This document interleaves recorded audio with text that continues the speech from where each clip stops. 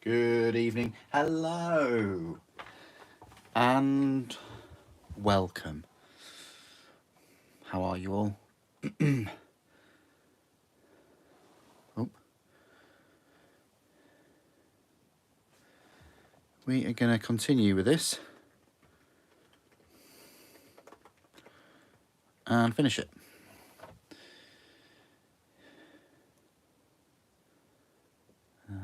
Quality, advanced.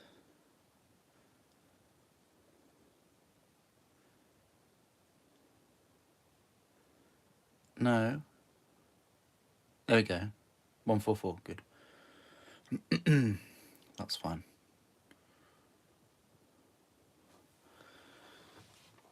To make sure we are all here. There we go.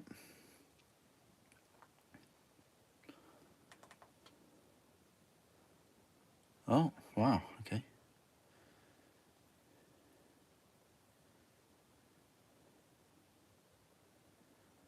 I did say I would be back on. Pin that message.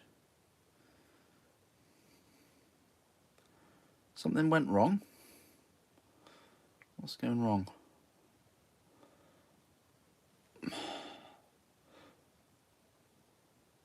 I think it is because I'm uploading at the moment as well. Probably. That might be the reason. Hopefully you can hear me and see me. Well, see my hands anyway. Right, well, I'll just continue with this, I think. I'm absolutely shattered. But I thought I'd come on. Because for me, I'll either do this stream or go to sleep. And if I go to sleep, probably wake up at 5 o'clock anyway.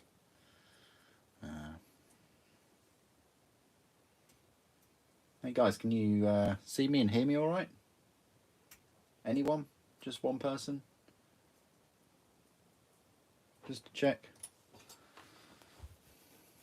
Keep saying something is going wrong.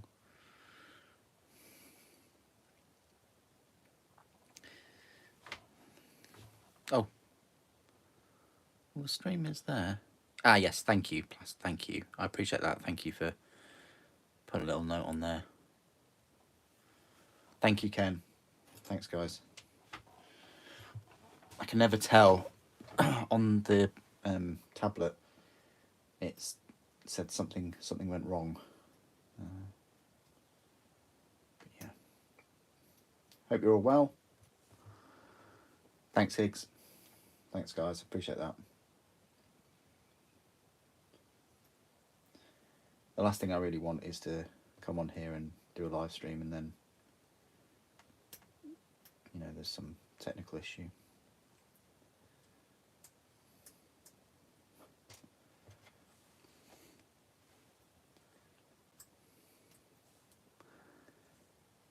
Oh, awesome. Hope you're all well. Hope you had a fantastic Sunday, or maybe you're just starting your Sunday, or maybe you're just starting your Monday.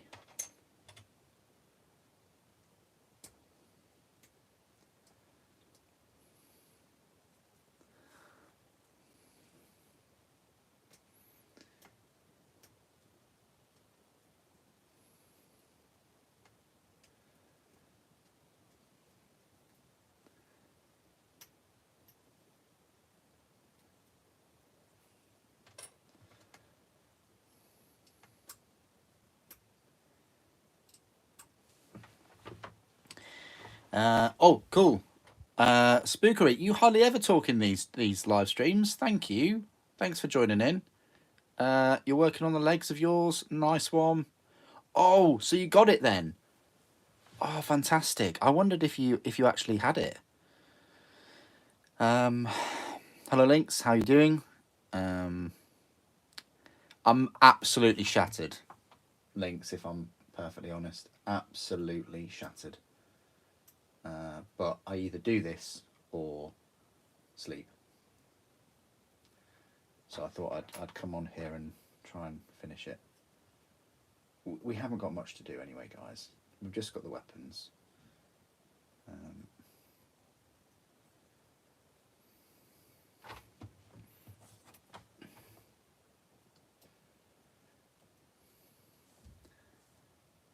Just take a minute to, yeah, remember Matthew Perry. What the funniest member of Friends, I think, anyway.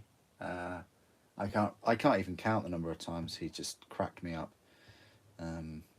But yeah, it's a bit of a shame. It is a shame when someone passes that has given you so much joy and laughter. I always think of Robin Williams as well. Anyway, yeah, truly sad, but yeah.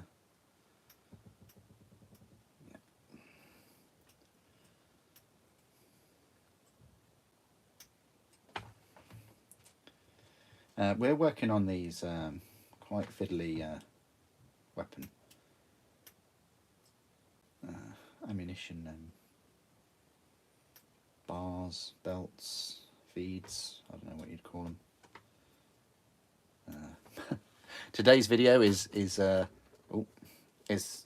not sponsored by National Geographic, but I think this is a free hoodie from many years ago. I don't know.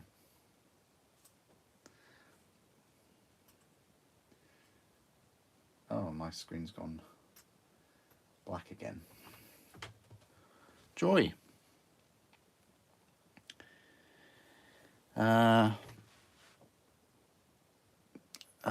Sunday afternoon, nice one. Evening. Yeah, no, I'll try not to overdo it. I'll try. As I say, I just like to finish this Deredeo.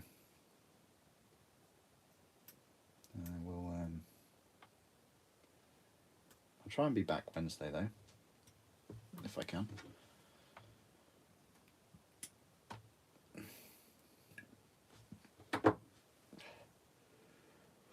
Now that I've decided not to get Alan Wake, I wonder if it sells well digitally. They'll release a physical edition. I wonder if they'll release a physical edition with all of the DLC and content at some point.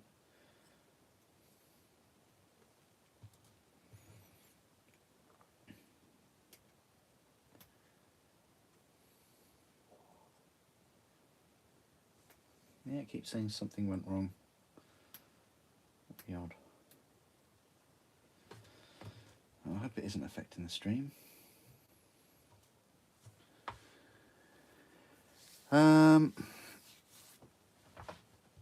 Have you seen the size of Fulgrim? Only pictures. Only pictures. No, I think the price is just too overpriced. Way too much money, I think. It's mainly wings.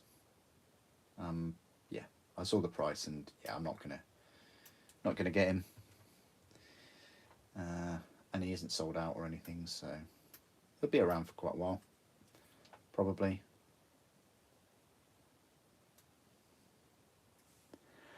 Hello, Kriegsman. How are you doing?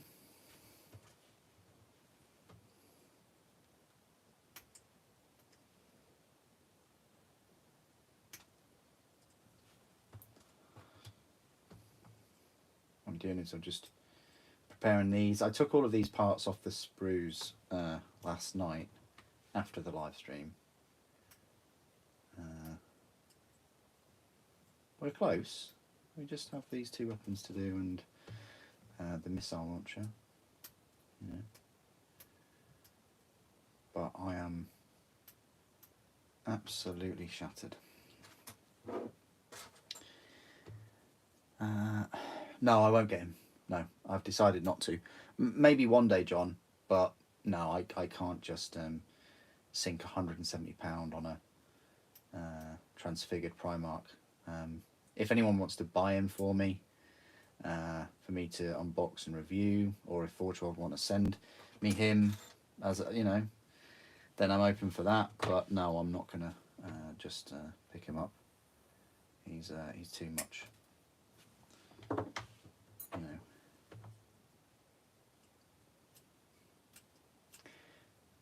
And before anybody jumps on that and says, "Oh, he's too much, but 2 Warlords isn't," it's all relative, It's relative to the time of year. It's relative to what I'm doing. It's relative to the armies I'm collecting. It's relative. It's all relative,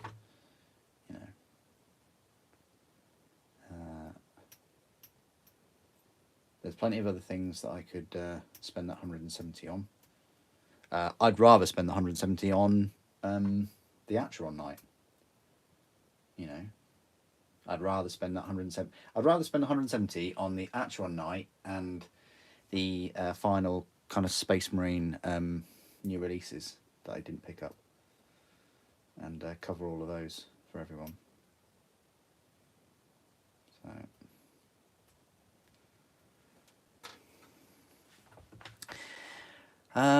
You're just taking a break. Nice one, Ontario. Nice one.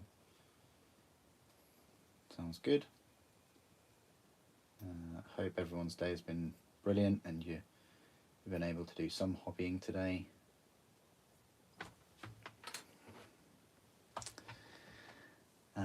What price do I think he should be?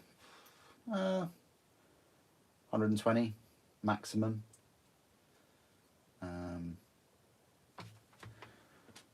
That'd be fine. Enough for Forge World to make a little bit of profit, like a $5 or something, If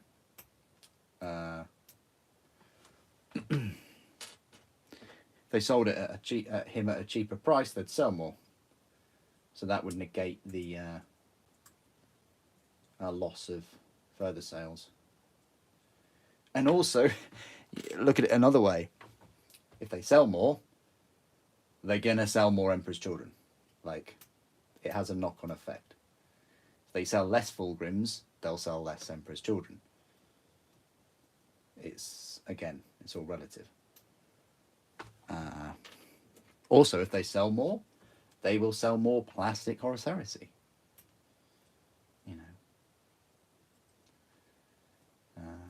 They may sell more Primarchs. I don't know. I don't know if some collectors collect more than one Legion.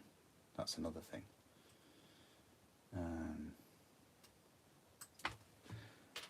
But yeah.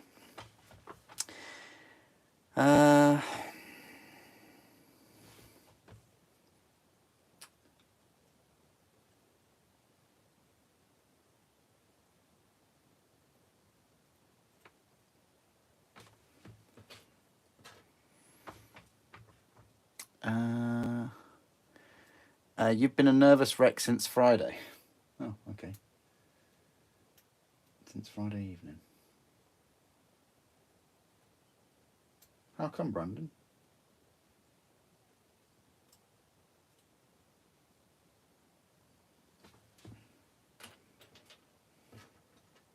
I hope you're all right. You're working on Norska, okay?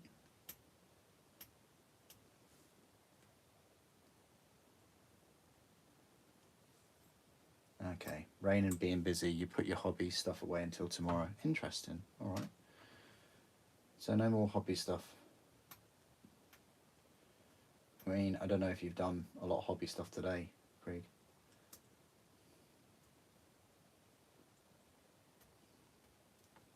This is a good time, even, I'm doing this live stream tonight on a Sunday, a little live stream, but it's actually a good thing for me to do because we can talk about, Saturday we can talk about the new releases and Sunday we can talk about the pre-orders. It's going to be a very quick conversation, isn't it? It's basically just the Harkin and the console. Is anybody going to pick up the console, the traitor console? I'm not sold whether he actually is a proper traitor console. I mean, yeah, he does have that Eye of Horus on his belt, but I don't know. It's so kind of insignificant that I think you could have him as any Legion, really. Even though his armour does look a bit mean. I'm going to pick him up, definitely. Yeah, definitely.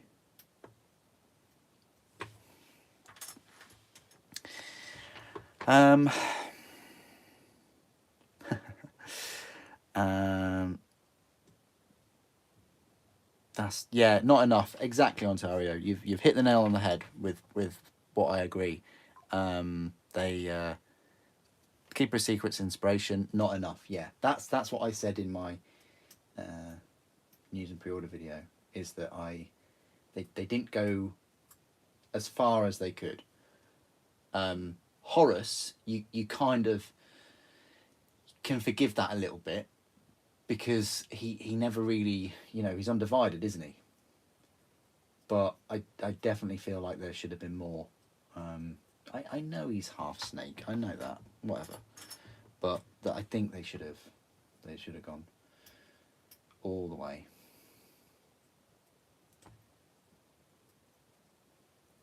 To me, it's almost like they've done a 40k, and the colour scheme as well. It's almost like they've 40k-ified Fulgrim. I don't know if you guys get that feeling about him,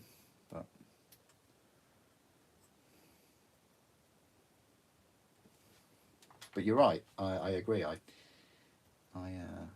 think he should have had more Slanesh happening. Well, more than what they've put on there.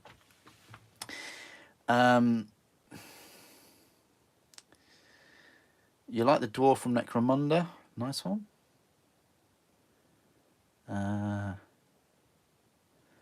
Oh wow, Brandon, that is some gossip right there, Brandon. I think she likes you, but she's engaged. Her old man is in Australia.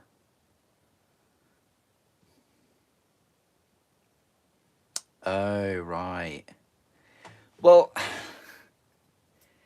the one thing I didn't really need this to turn into like a relationship advice live stream, but the one thing I will say is statistically, long distance never works.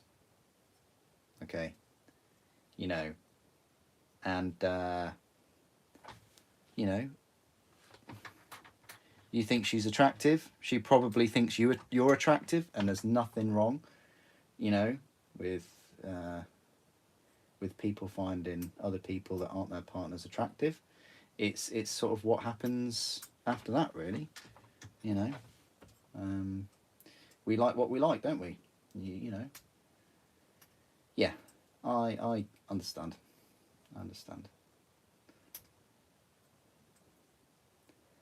Yeah, that is yeah. But you're saying that you've been a wreck all, since Friday and things. Come on, man. Get to the gym. Do some hobby. Get your mind off them. Get your mind off them. Keep busy. Stop thinking about them. I know it's hard. It's very hard, but you can do it, Brandon. Keep working on yourself. Who's going to carry the boats? Come on. Right. Stig, you just finished building the Devastator squad. You went for Plasma, Grav, Bolt, and wow. So like a quality street Devastator squad. I like it. That's nice. I mean, they're all my favourite weapons. I mean, there's just life is like a box of Devastators, right? Sometimes you just can't pick your favourite. And you have to just pick all of them. It's fantastic. You did yesterday. Okay. Yeah. Yeah, that's fair enough. breaks are important. You know, you don't want to get hobby fatigue. And you probably find that you'll enjoy it more when you come back to it. I got a little bit of Spider-Man fatigue the other day, so it happens. I love how everybody's chipping in with relationship advice. It's brilliant, absolutely brilliant. Oh, bless him. You're about to order the new Sylvaneth set. You've noticed that it's on a... What? I did not notice that, Dante. Wow. I didn't notice that. I should have picked that up. Apologies. No, that you're right. Well, if I've missed that, how could I also not miss a 2-week pre-order announcement? But I haven't seen one. If anybody else can chip in with that. I've not seen an announcement to say that GW is going on to 2-week pre-order windows. But there's now been like, was Tyranids a 2-week pre-order? I don't think it was, but Leviathan new box game sets are usually. So let's not count Leviathan, but definitely Space Marines were.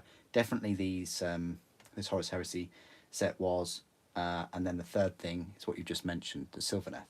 So yeah, it seems like more and more are becoming this 2-week pre-order window. And as I've said before, they want your money now. You know, they want your money now. It's an uncertain world. If they can get your money 2 weeks in advance, you know, that's half a month.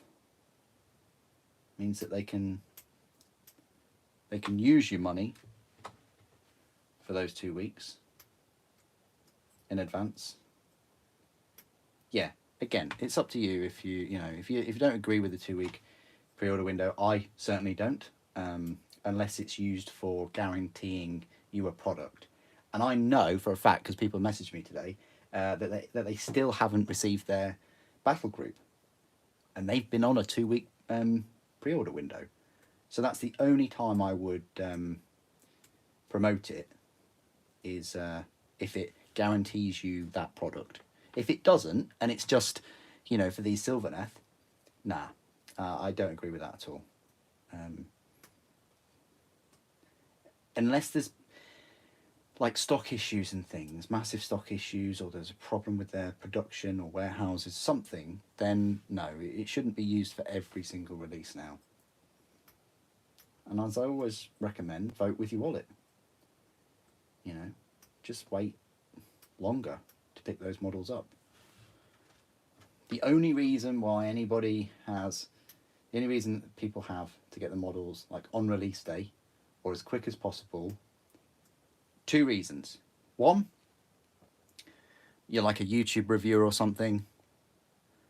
And this kind of is the same category. And or you're like, you know, you get the models early to paint them, to put them on your Instagram and do commissions and things. So that kind of is one reason. The second big reason, which is totally separate, is you're like a tournament player. And you need those new models and things to try out an army list that you're definitely going to use in a tournament. They're the only 2 reasons. Everything else, it's just FOMO or impatience, really. So one is you make... so one is the tournament scene, and 2 is you make money out of it. Or you make content out of it, really. Sometimes they go hand in hand, don't they? You know. Right, that's all the pieces, you know, cut up. Let's give them a file. Look at all the spare parts. Loads of spare parts there. Let me just read some more. Oh God.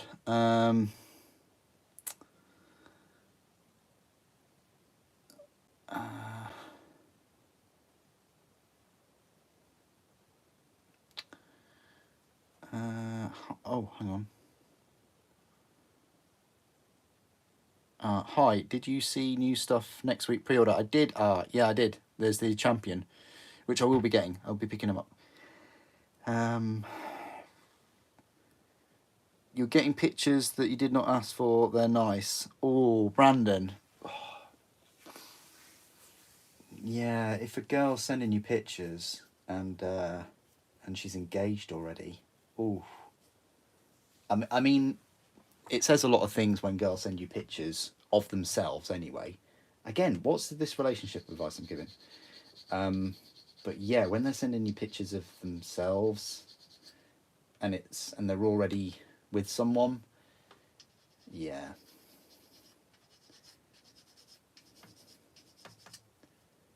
To me, that just that tells me that they're not exclusive. Like, they're not exclusive to the guy, and they won't be exclusive to you. Why would they be exclusive to you?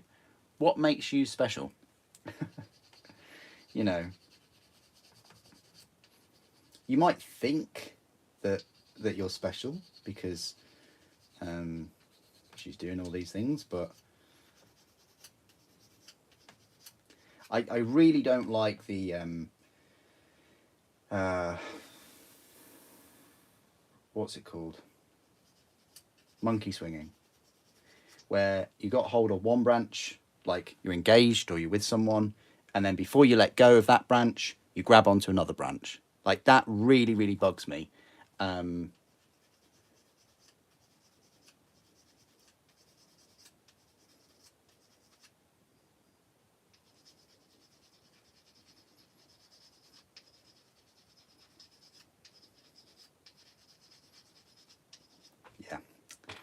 Anyway, I could go through the whole stream of our relationship advice, but yeah, we won't, Brandon. But I wish you all the best because I've got to read some more comments. Yeah, red flag links. Yeah, this is yeah. Nice one, Ontario. Yeah, some real, kings here. I hate to use that word kings. You know what I mean, guys. Life is like a box of devastators. Definitely, I like that one. Games Workshop's doing two week order all the way to Christmas and maybe beyond. Wow. But was there an official post though, Ricky, about that? Like, where have they said that? Because they've been doing a 2 week pre-order window since Space Marines, which was sort of September time, wasn't it? Yeah, I agree, Spookery. I do agree. Hobby question for the Heresy players. On Pride of the Legion list as a Black Shield Force. Oh, that's beyond me. That's beyond a question for me. Why is new Mark III only costs £40 now? That's a great question, Power. And Power, I have the answer. It's because I told them to. You've asked the question directly to me, and they came to me and they said, "Super. How much should we set the new Mark IIIs?" And I said, Games Workshop, you should set it at £5 cheaper than your current box of 20. So now you know. Excellent. Given the issues Games Workshop had with manufacturing, 2 week pre-order window is a big step in the right direction. I don't know about that.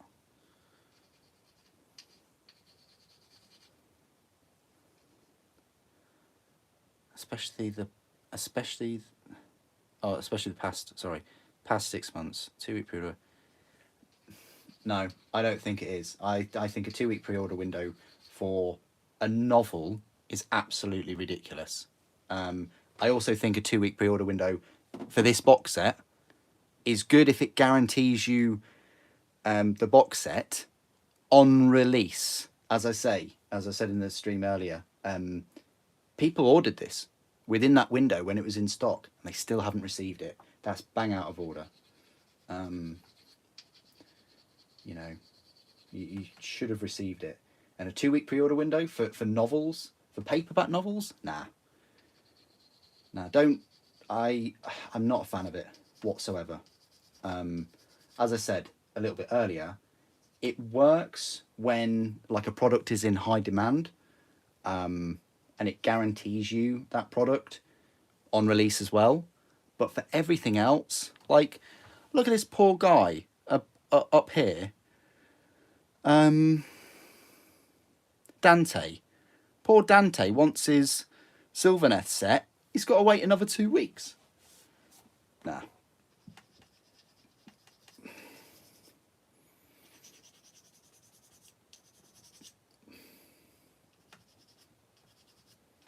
If Games Workshop have made the decision to release all miniatures and new releases on 1 day only, then release them on 1 day only.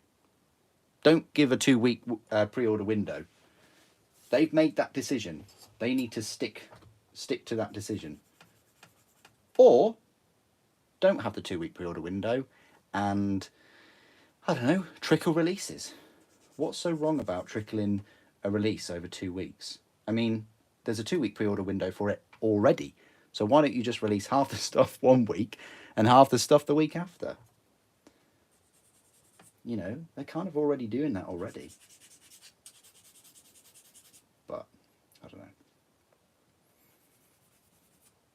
I guess there's you know, a few different groups of people that either want all their models like right now or yesterday, and there's other groups that don't mind waiting. Yeah.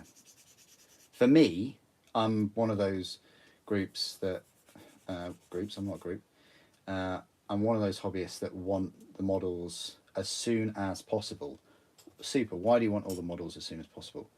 So I can give you some content, guys. So that I can give you an earlier unboxing. So I can give you an earlier review, an earlier size comparison. Imagine if I'd got this box set a month ago. You know, all of the models would have been built and painted. They would have been built.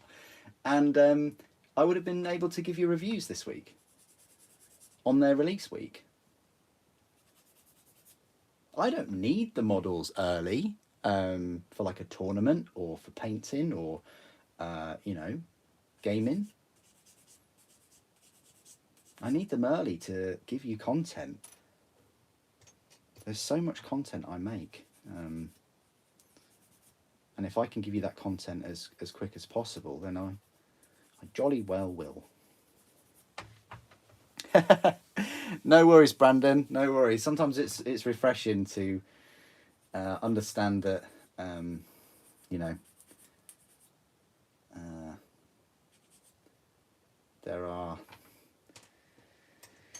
there are issues with people you're attracted to. There always has. There always will. I'd probably say it's even worse now than it ever has been, to be fair, but yeah.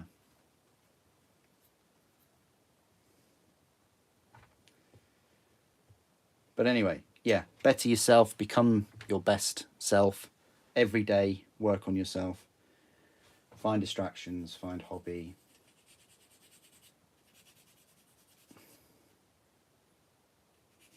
You know, someone's got to do it.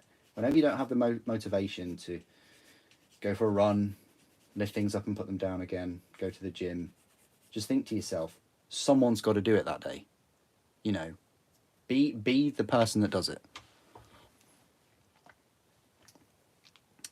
Yeah, staggering the releases would be a better move. Yep, definitely. Yeah, FOMO releases. Yeah, well, gatekeeping releases, right? Stuka, where they will bundle a brand new mini or unit in with an army box set.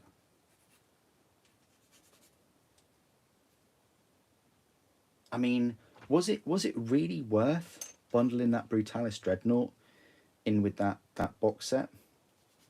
Did they really sell that many of those box sets, the really thin box sets with the Desolation and the Brutalis? And then you've got to weigh up. Was that a good payoff? Were people biting at the knees at the ankles even, of of getting that Brutalis Dreadnought, only for it to release along with the Sternguard set and new Terminators. You know, I don't know. I'm probably talking to Space Marine players, and probably all Space Marine players will just get all of those things anyway.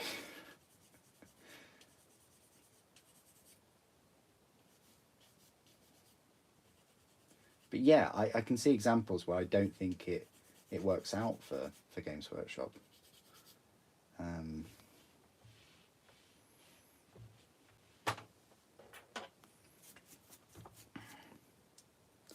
Exactly, Artie. Exactly. Yeah. Spoke to you last night, didn't I? Yeah. Exactly. Think of other industries. I mean, if you do, you know, do you buy? I mean, release dates of watches and things, but do you buy a watch and then, you know, do you pre-order a watch in a certain time and then get it, and then if you don't receive it on the release day, I'd be a bit annoyed. You know, if you pay up front. I mean, I know some watches you have to pay a lot up front, only to get a chance to then order it or whatnot. But we're talking about plastic minis here, not like a limited edition kind of piece of jewelry.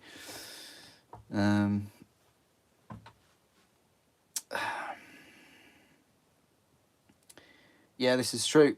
Games Workshop do. Games Workshop do send boxes to the most random of channels. I think it's because I say so many positive things about them. Oh dear. No, I think it's because I don't do a lot of painting on the channel. I think if I did more painting, and also I'd have to say a lot of positive things about them.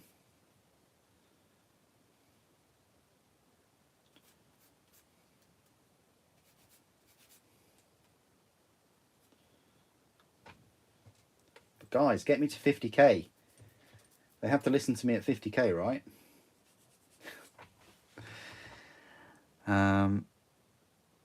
Yeah, I don't like waiting for stuff I've already paid for, yeah. I think my patience is coffee out of a coffee machine. That's my limit. No, the worst is when you pay for something and you wait for it and then it's undeliverable. I mean, what kind of rubbish is that?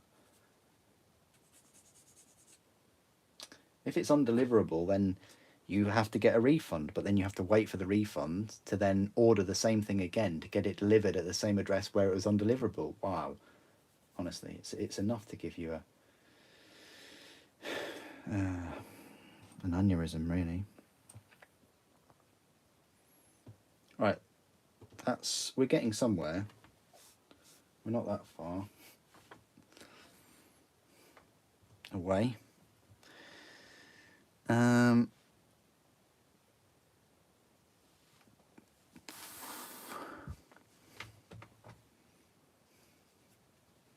Oh, Brandon, are you saying that you can't go to the gym because she's at the gym?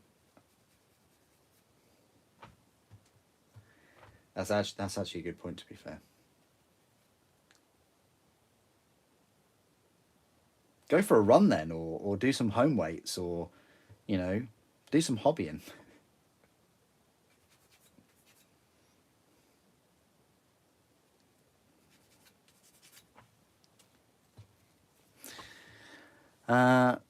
Michael,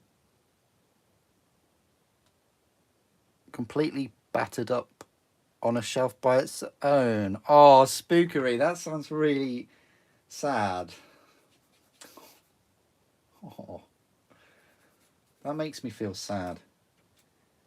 Because you know what they're going to do, don't you?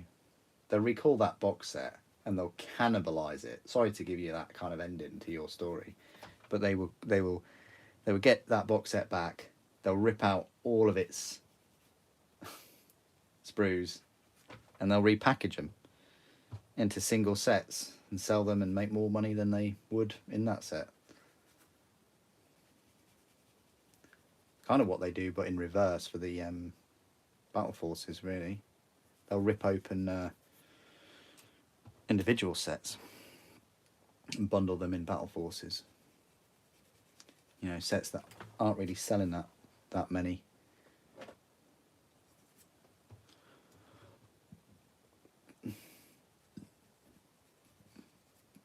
Like the Outriders and the Mario Karts. I know people are going to hit on me for not liking the Mario Kart.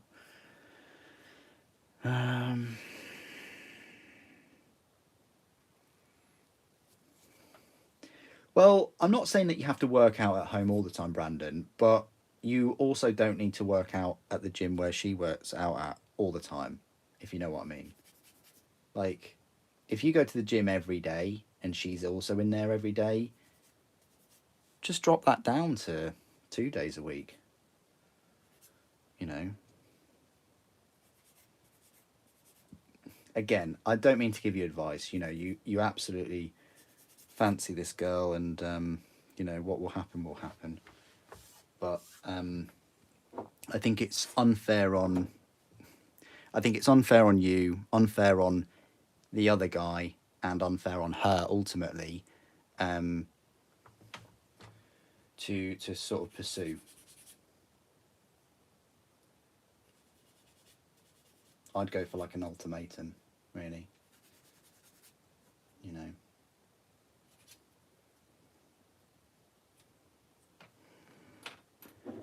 Because I don't want you to get hurt, and I don't want you to get used, really.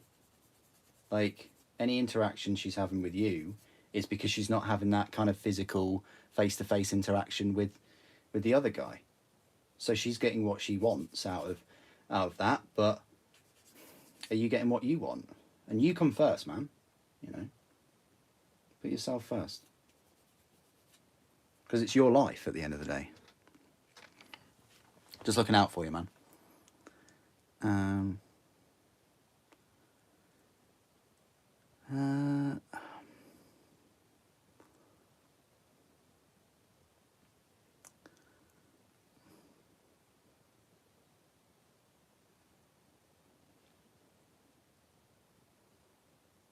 Yeah, I don't know about that, Spookery. I mean, Games Workshop own Forge World, and Forge World make models that cost more than like £1,000 watches and things. So, but for some reason, people think that the Forge World kits aren't mass produced when they kind of are and kind of aren't. They are handmade in the molds, but for some reason, people think that you could just do they could do a better Forge World and 3D print all their models, but they have no idea how many miniatures they make. It's just not possible. You couldn't have that many 3D printers running in mass production. It's ridiculous. But yeah, I've gotten into many conversations with people about that. Oh, okay, Krieg, cool. Hi, Mrs. Kriegsman.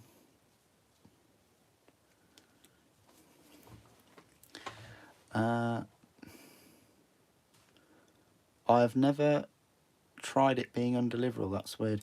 Yeah, what that happens is when like a delivery company try and deliver at an address that you've given, and like that address isn't open or whatever, and so instead of them sending it back to the depot and sort of telling you this and then rearranging another delivery time and date, they just blanket say it's undeliverable. And when something's undeliverable, the only option is a refund. Yeah. This is what's happened to me recently. So you get your refund and then you have to order it again. I guess it's very rare. It's very rare that things are undeliverable anyway. But when you think of undeliverable, you think of, oh, it's an address that doesn't have an address, or there's no means to accept a package or something.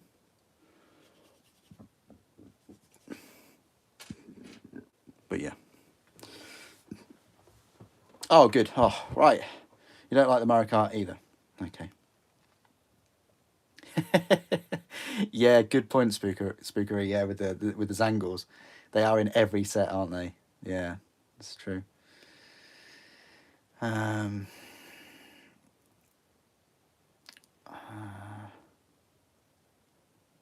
exactly. Yeah, but the Battle Forces are rubbish this year. Well, I think they are, but um, if people haven't got a Tyranid, Tyranids from the new release, then the Tyranid one is actually really nice. Because it's got the new minis. It's all new minis. That's why it's nice. But it's whether hobbyists and collectors kind of chilled and didn't pick up the temptation of the Norn Emissary, which is a hard temptation. Because it's definitely one of the best kits in that release.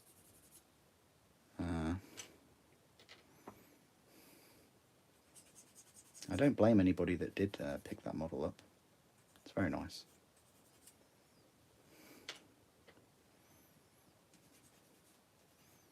But is it 2 model nice? Is it worth getting a second one nice? I don't know.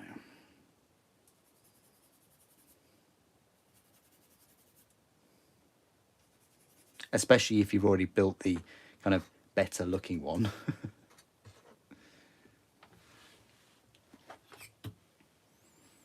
We've almost finished actually preparing all of these pieces. Quite good. I'm smashing through this. Probably be done by 10 o'clock.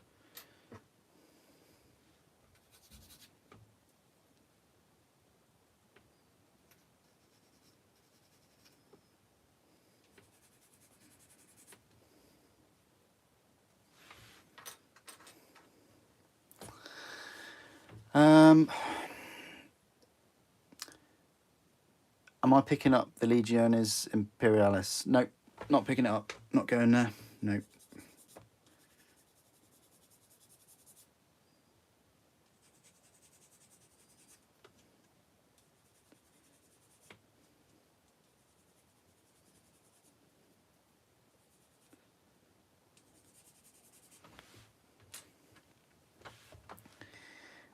Looking forward to the size comparisons for Slime Arbor. Oh, I would do size. I can't remember if I do size comparisons with Deptris Titanicus with Slime Arbor. I think I do. I should really paint him, shouldn't I?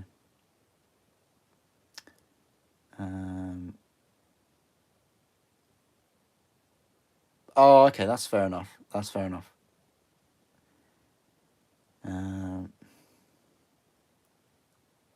Yeah, it wouldn't. Yeah, you're right, Art. Yeah, of course. And you guys are experts in it, so you know. You would need to know like how many models that they produce. Bearing in mind they produce a lot less than they used to, but it's still a very considerable amount.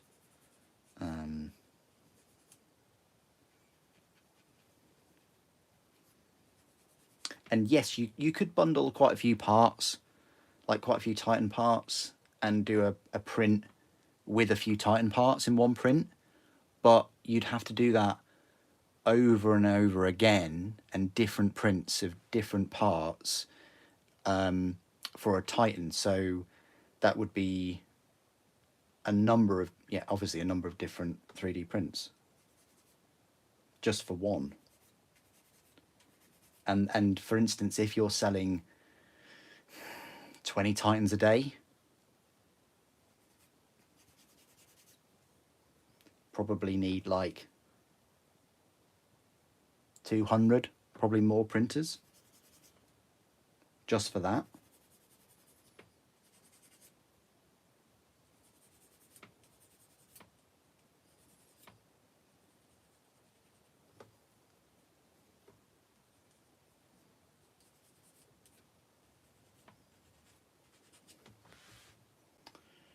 Right.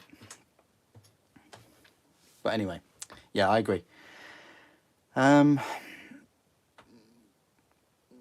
Yeah, but how many people have Angron? This is the thing. You know, anybody that's interested. This is the thing. Anybody interested in Tyranids would have already got the emissary. Anybody interested in Khorne Berserk, you know,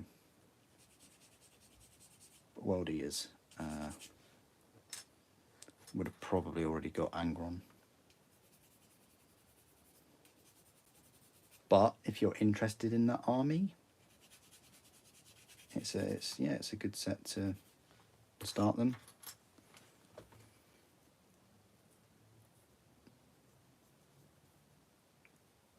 It can be built two ways, yeah, it can be. But they're very similar. That's the thing. I don't think the differences are different enough. That's the issue.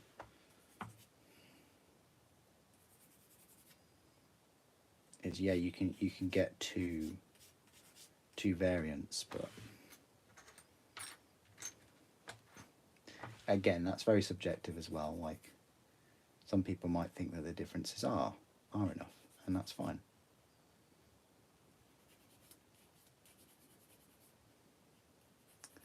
I don't think the simulator looks that good either. I think the I'll do that. I'll do those later. I think the emissary looks better, but that's subjective.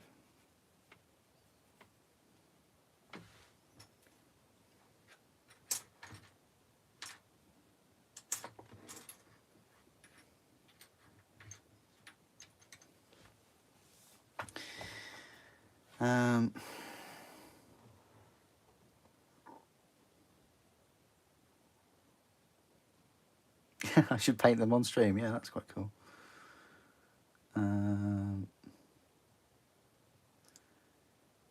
Bought Angron a couple of weeks ago, and Berserkers spent $500. Yeah, that's also a shame if you've recently bought any of those new models. I mean, obviously, I had to get those Tyranids when I did for the unboxings and reviews, but if I wasn't doing any unboxings and reviews, I would have waited. Definitely.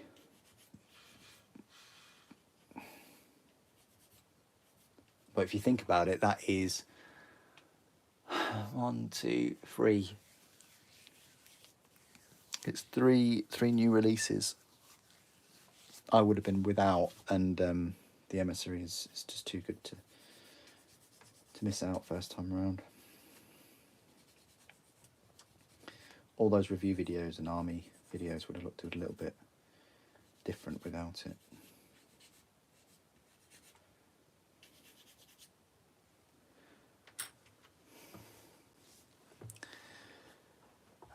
Lord of Contagion ever been released? No, I don't think so. Oh, that's a really good question, John. Forge World Cabanda versus Games Workshop Angron. Cabanda, any day of the week. The only thing about Cabanda I don't like is just the wings, and I think people have kind of repositioned them or heated them and bent them, so it's still a workaround. But yeah, I'd rather go for that. Do I think he's worth the money though? Because I know I don't want to go back on what I said earlier about Fulgrim, but yeah, I think Cabanda is worth the money. But I don't think Fulgrim is. Strange that, isn't it? That I can say a model that costs more is worth more. Like, I'm happy to say a Warlord's worth it, but the Nemesis, it's worth it in terms of the kit is nice to build, but the overall kind of look and things, and the Reaver weapons. I mean, the new Reaver weapons are good. Don't get me wrong; they needed a refresh, but just pay a little bit extra and get the Warlord. Like, you know, anybody that comes to me and says, "Oh, you know, I can't decide between a Nemesis or a Warlord," just get the Warlord. Just save up another month or something. You know, you might like their big old Quake cannon. You know, you might like that, but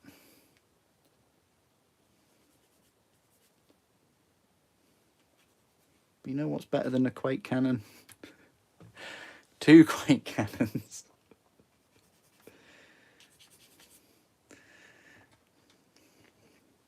Where's my carapace mounted Quake cannons for the Warlord anyway, while we're at it? Actually, I think Vulcan Mega Bolters would look very cool. They featured in one of the Warhammer Plus episodes, didn't they? Against the Tau. That was really cool. You know, that frustrates me as well when you see things in like animated shows and stuff and art that haven't got a physical model or physical presence. It's yeah, kind of makes you want it more because you know that they're aware of it. They're like, oh yeah, we Vulcan Mega Bolters on the Warlord, yeah, that works, yeah, that does exist, but it doesn't exist in miniature form. Oh well. The thousands of Warlords that they've sold, you know, the thousands of weapons that they could have sold, but instead people have just loaded up their 3D printers and made their own, which is fine, you know, it's fine because those weapons don't exist in miniature form. Make what doesn't exist.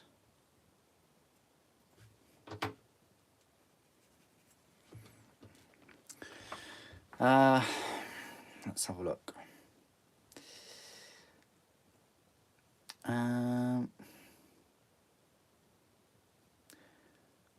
Okay, so I might take you up on that that comment, Spookery. How many Emperor's Children do you have at the moment? Because when you say a lot of bias, I wouldn't say it's a lot of bias if you already have Emperor's Children and an army to back it up. If you don't have any Emperor's Children and you don't already have the normal Fulgrim or anything like that, it's just a pipe dream, isn't it? Let's face it. Anybody can just say, oh, I'd love Horus Ascended, or I'd love Kabanda, or, you know, it's no different. Well, I hope you do have an Emperor's Children army. That'd be fantastic to see it. Yeah, and I hope they do get their 40k release. That'd be good. Is the Thundership... Thundership. See, I'm so tired. Is the Thunderhawk gunship worth it? Totally. If you're on the fence, John, go out and buy it straight away. It's my favourite model. It's so nice I bought it twice. I didn't. Kriegsman bought the second one. Kriegsman bought me a Thunderhawk because it is my favourite Forge World model. It's a lovely kit. I recommend it to anyone. Buy 3 Thunderhawks instead of 1 Warlord. No, if you can stretch to a Thunderhawk and a Warlord, or even 2 Thunderhawks and a Warlord, that would be great. Right, oh, there's still the actual barrels that I need to clean up, and then we are done. We can just glue this little bad boy together, which would be brilliant.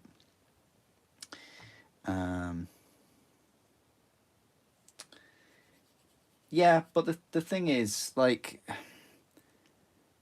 yeah, you do need space to display it. You don't need to display it though. You know, it's up to you if you want to display it. I think it's that those are very kind of individual kind of reasons. Like, some people will have space, some people don't need to display it. I don't need to display mine when I've finished it.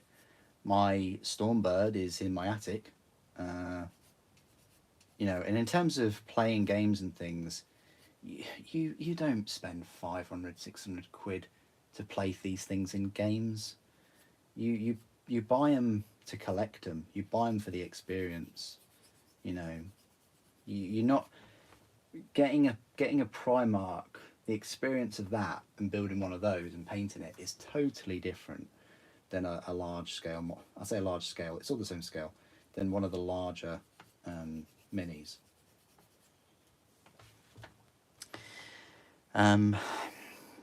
Yeah, so it could be an issue. Like it's not certain that it is an issue. It's very kind of circumstantial. Brandon, you want 2 Thunderhawks for your Iron Warriors? Nice one. So you actually want 3 then? Okay, well maybe we wait until the plastic ones come out, which is another kind of meme, isn't it? Oh, actually, no, they did bring out plastic ones. Sorry, you can buy 3. Just Imperialis scale, I guess.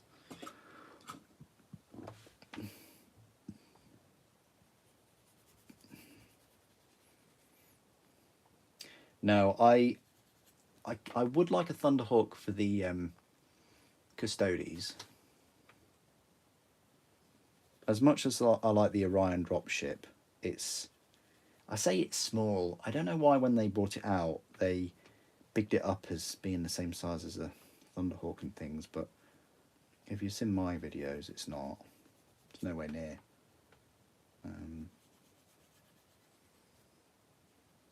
But Custodes did use Thunderhawks in the lore. I don't know. I just would like to see a gold Thunderhawk. You know,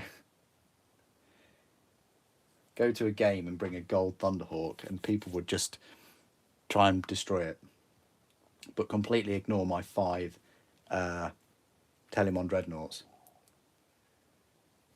which are the real threat.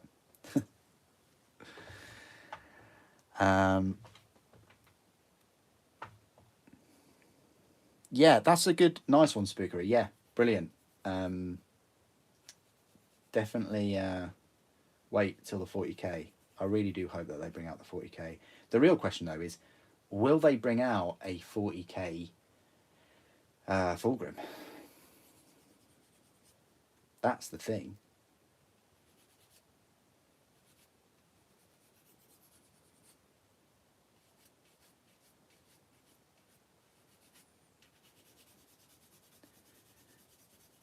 Because they haven't really done both, have they? Like, obviously you've got your 40k Mortarion, and then you've got your normal Mortarion, but then they haven't got, like, the Ascended Horus Heresy Mortarion. And it's like Angron, like Magnus. They haven't made kind of 3 models for one Primarch yet. And I don't know if they ever will. So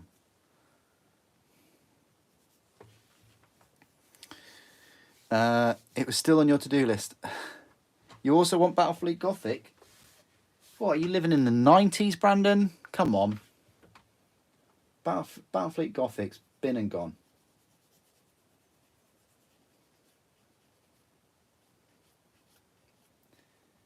Hopefully they'll bring it back in plastic. Cool, if they brought it back, I would like to see Sisters ships, Sisters of Silent ships, Grey Knight ships, Custodes ships, big old Blackstone Fortress things. Oh, wow. Orc ships, Tyranid ships, Eldari ships. Wow. Astra Militarum ships, Chaos ships, Necron ships. I hope they do. I really do. I mean, might be a few years out, but if they could just siphon some money from Space Marine 2, I don't know, from somewhere, to bring back Battlefleet Gothic in plastic.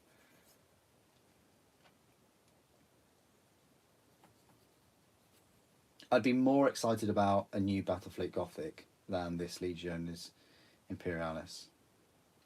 Don't know about you guys.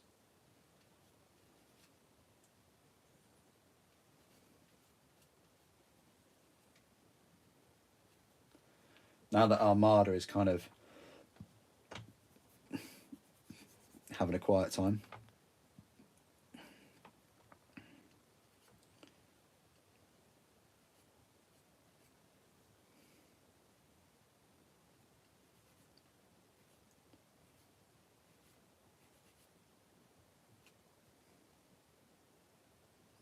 You'd think that you would escape these mold lines.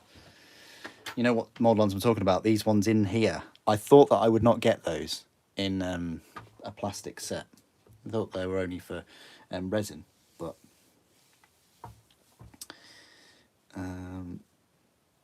oh yeah, it will sell definitely. Yeah, yeah.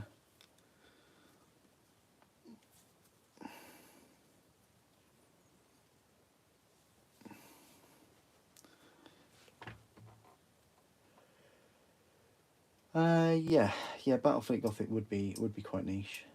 You're right. But what I'm saying is there's a gap right now. If Armada is kind of hibernating,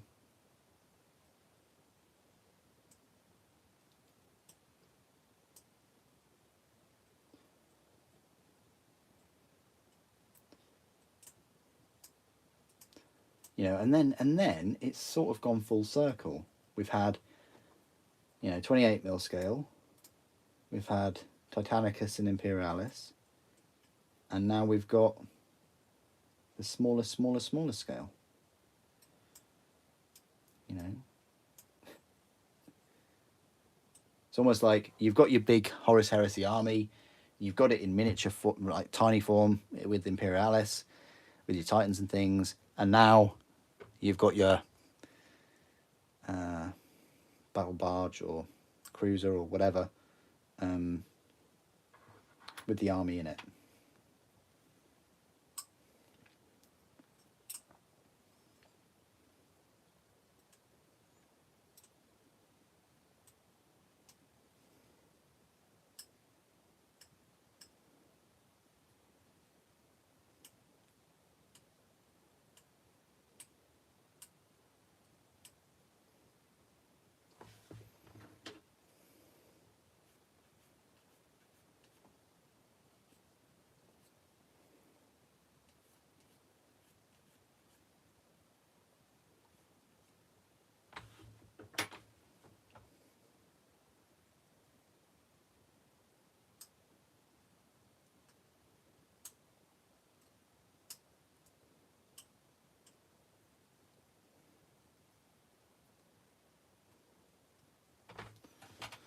Right, so that's all those.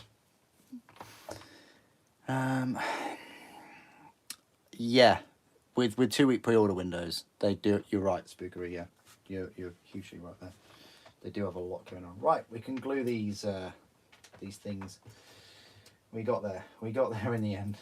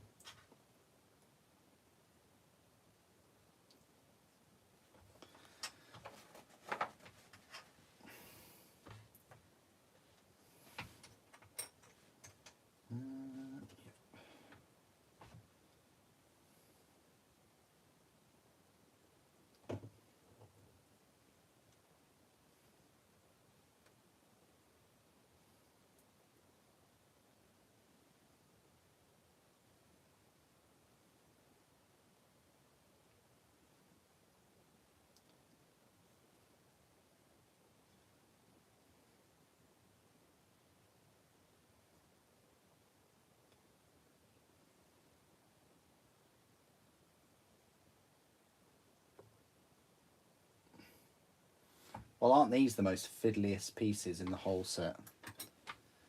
Wow.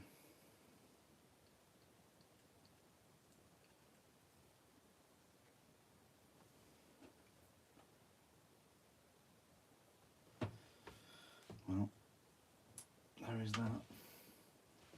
I'm not sure that that's in right. Yeah, it is in right.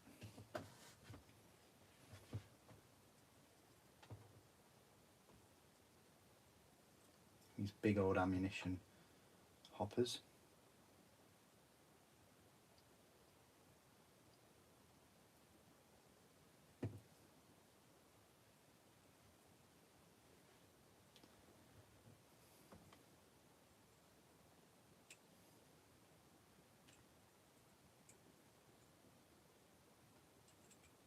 I'd like to say that that goes on. Ah. Oh. Missed a bit too.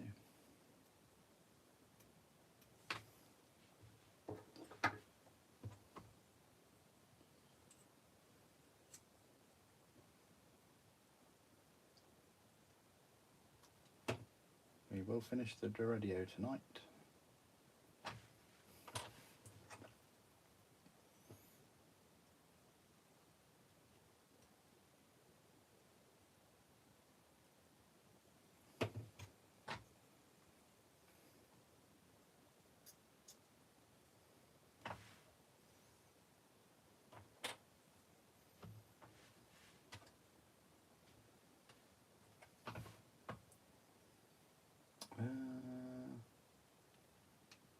Slots in there, that's quite cool.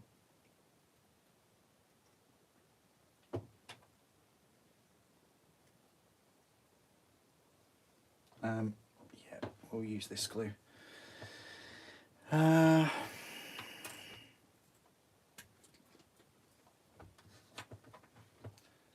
Cool.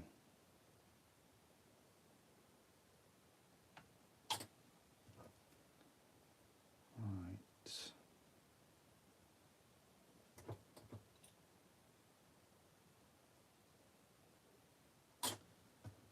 There we go.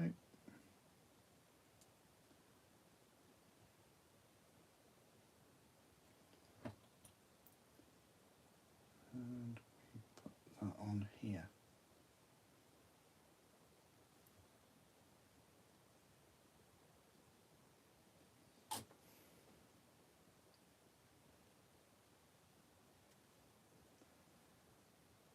Okay.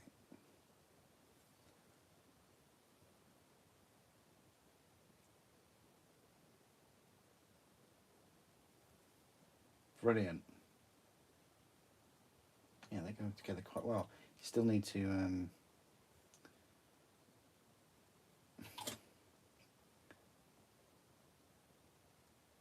file them though a little bit.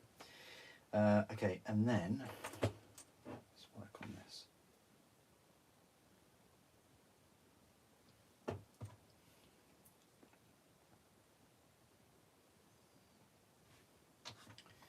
And then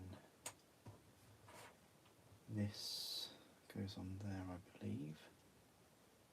On this side even. These go together quite nicely.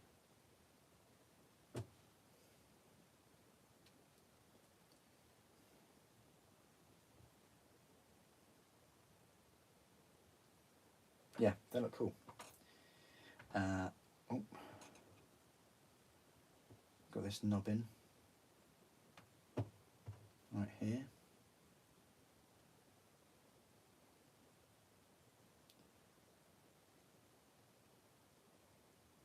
Slots on there quite interestingly. So now just the ammunition feeds, and then we connect the ammunition feed to the hopper around the weapon.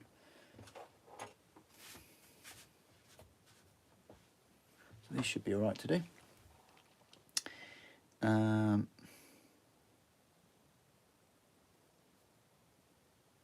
You're not looking forward to the little fiddly pieces. Are you talking about Battlefleet Gothic, probably, I think.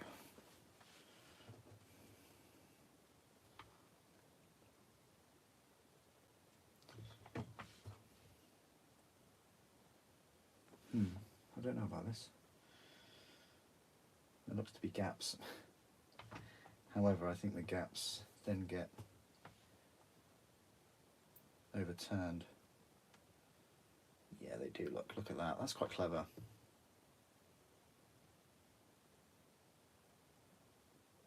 The way they've done this.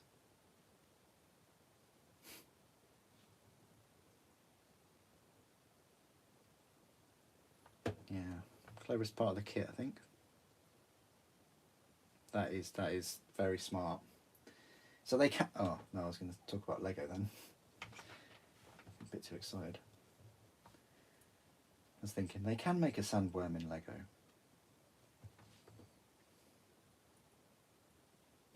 They've built everything in Lego, haven't they? I'm pretty sure they could do a sandworm.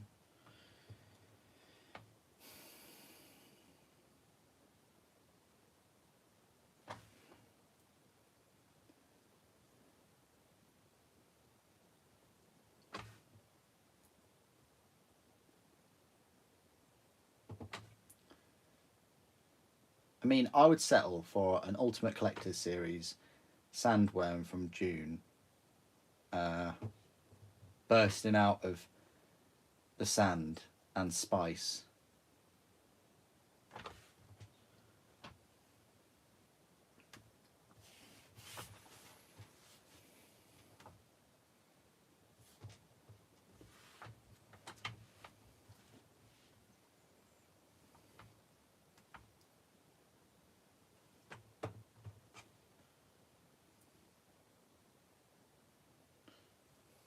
With Paul riding it. Paul Atreides.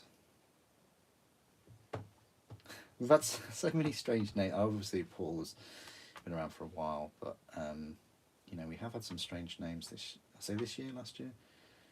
You know, we've got Paul, and in Final Fantasy we had Clive. I just find it a bit funny. Right, so that looks like the twist goes. You've got to be careful about the twist here. It looks like the twist goes downwards. That connects there. This is the only part of the kit that I was a bit apprehensive about, and it's seems to be fine, he says. And then Revel glue is a bit notorious. It takes longer to set than the GW.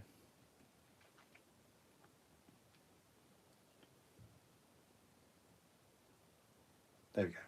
Right, so that's done, and then we connect. We feed the weapon to the ammo hopper. Yeah. Oh, that goes on very nicely. Nice tight fit. So we will make use of that, like so, and we'll make use of this ammo hopper. There's a couple of joins that I wouldn't mind cleaning up first, though. We're going to live stream until this is finished. Putting that out there. It's a school night, but we're just going to go for this, guys. Going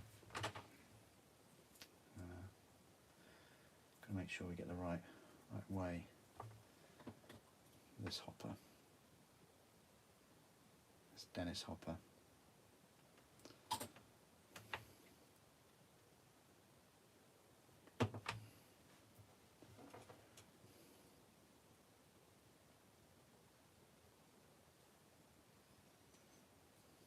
Why am I thinking that just looks odd?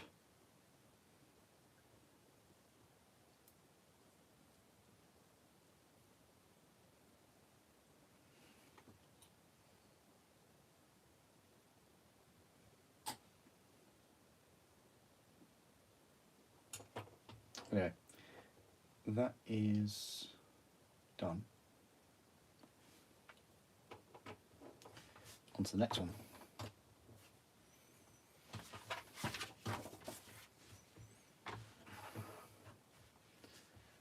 So yeah, we can crack on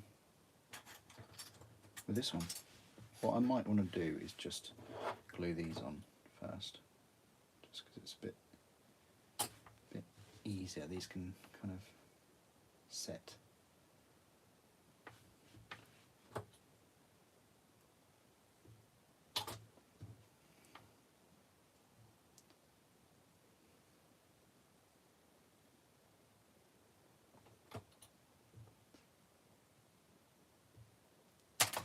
Ooh. Spooky.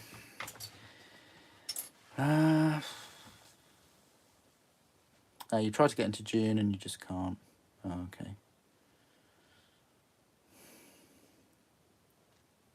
You don't like desert or mountains? Okay. What do you like?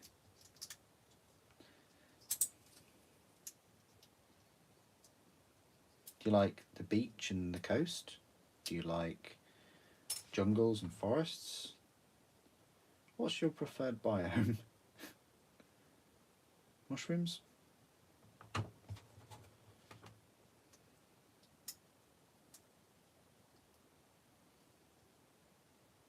Oh, your preferred biome could be the gym, to be fair, to you.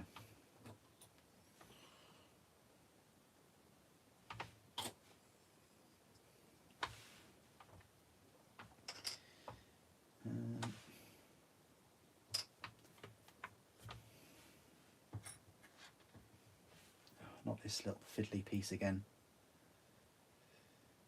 Piddly little piece.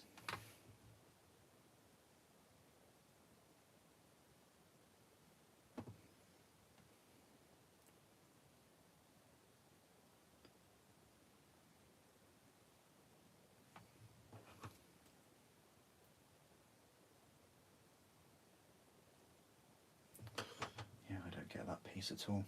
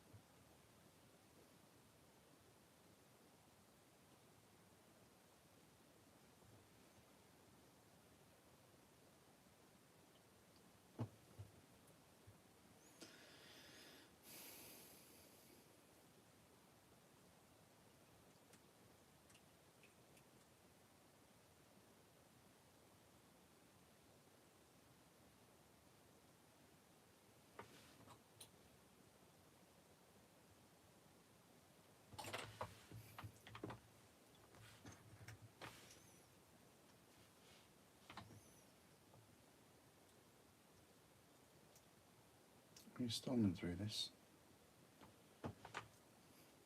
Okay.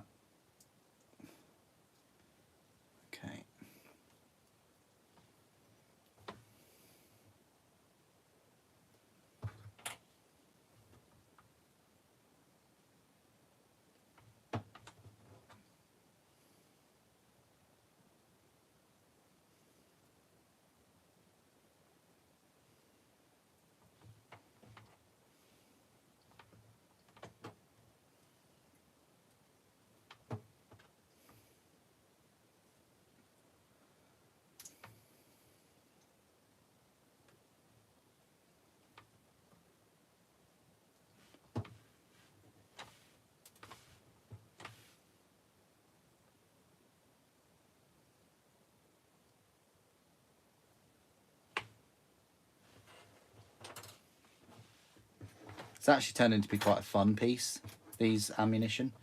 I wonder if the ammunition on the plasma are as fun.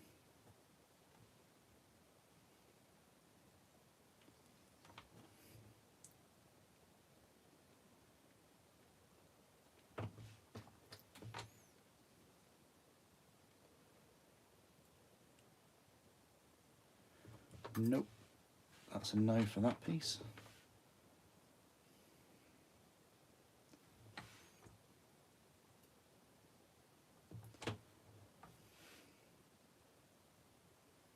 But that is a yes.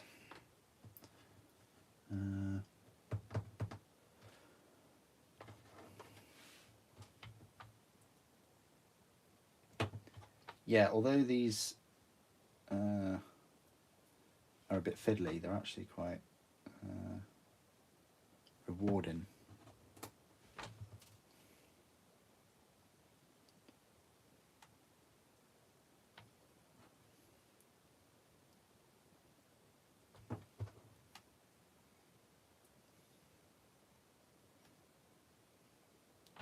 How fun this kit has been to build really motivates me to pick up another one separately.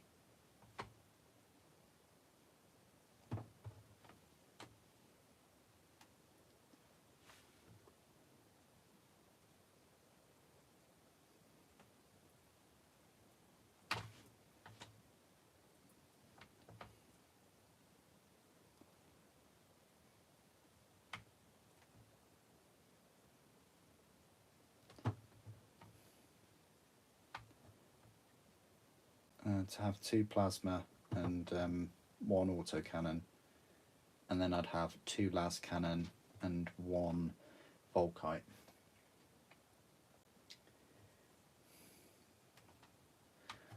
So this time the twist is on the opposite side.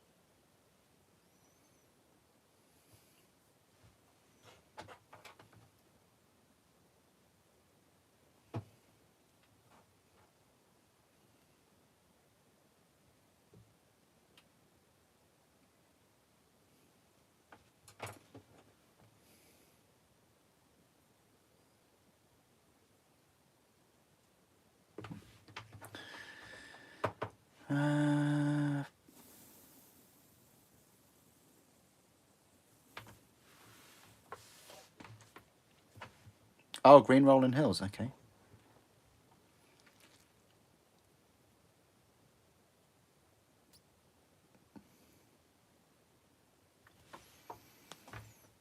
Am I looking forward to see what happens in the End of the Death Volume 2? Yes, I am. Sanguinius is going to rule the galaxy. I'm so looking forward to seeing Sanguinius take over. I can't wait. It's going to be fantastic. You know.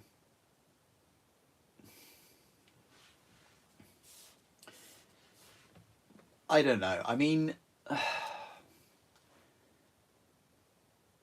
early, not to like, Dan Abnett is such a talented guy, like, and he has achieved so much. But I just prefer his older novels, and I've read his really old novels, and when I was reading them, I then thought, right, anything by Dan Abnett, I'll pick up, I'll read, and the first End of the Death book, it's no Eisenhorn. This is the thing, like, maybe I'm being unfair. I could never do anything that he could, but as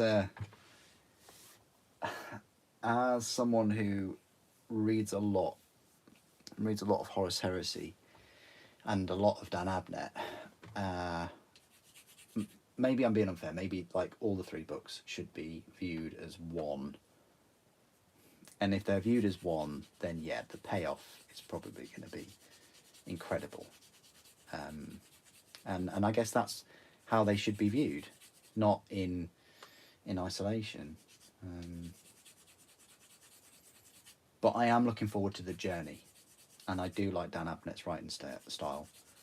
But I have to say, you know, I've really enjoyed Annandale and Geimer and Aaron Dembski Bowden, and also John French's styles over the past 5 to 10 years.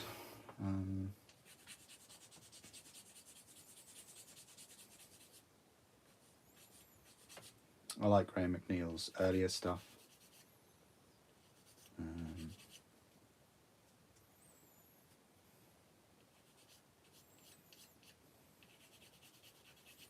I preferred the Lion novel to the Angron novel.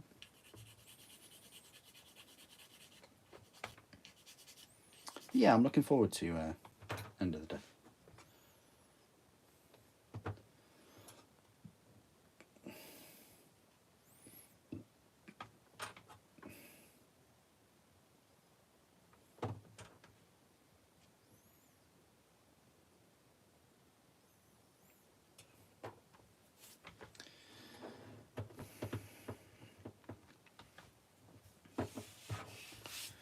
Oh, let's not get into any spoilers and things, John. Come on.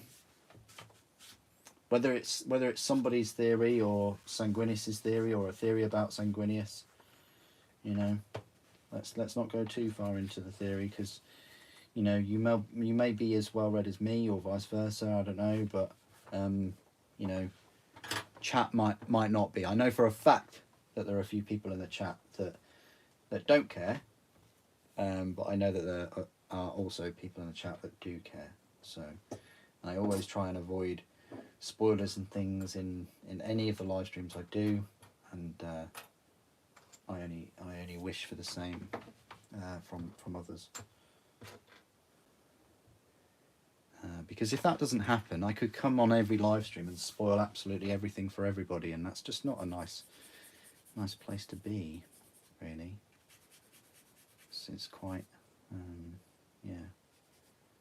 I don't take the view that everybody's bothered, and I also don't take the view that everybody's not bothered. I kind of think that different people are at their different stages, not only in books and consumable media, but yeah, other forms of consumable media such as films, you know. It would be nice for people to kind of progress in those kind of formats at their own pace. I'm sure I cleaned these missiles up.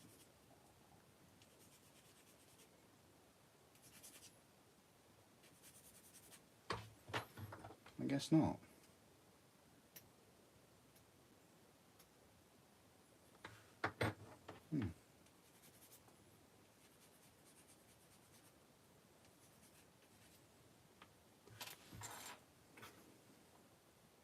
Well, they are. Right, let's have a crack at these. So this is the new kind of pieces that I've not set up before. So how does that even work? So in there.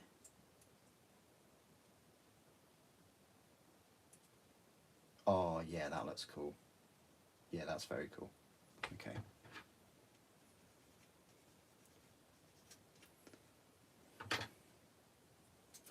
Whoa.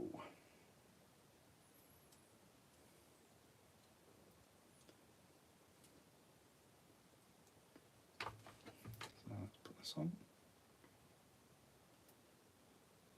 There we go. And then it's kind of like a two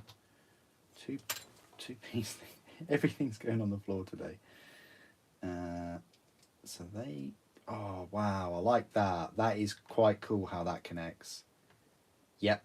I'm a fan of that. Fan of like multi overlapping pieces. That is very cool.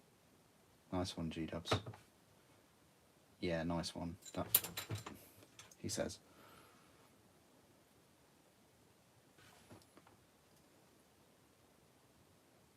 Yeah, I like that. I like when they overlap and they hide the joins and things. That's quite cool.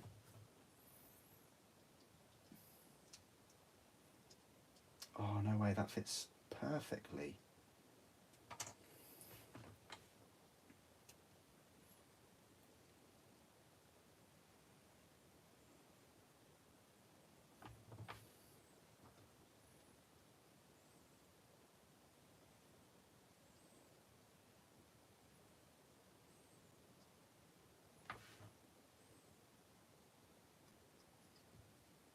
As much as I like the resin, this is a very cool way of them making the plastic missiles. I have every faith in the Boreas missiles now. Well, I say that, but I've got an inkling that the Boreas missiles will be in like two pieces, two halves, and you just put them together, or there'll be rods and you put the tip and the fin on. I don't know. I don't know how they're going to do those in plastic. You know.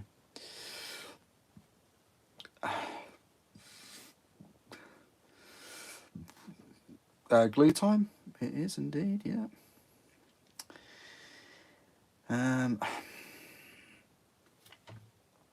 Hit or miss? I don't know about that, Spookery.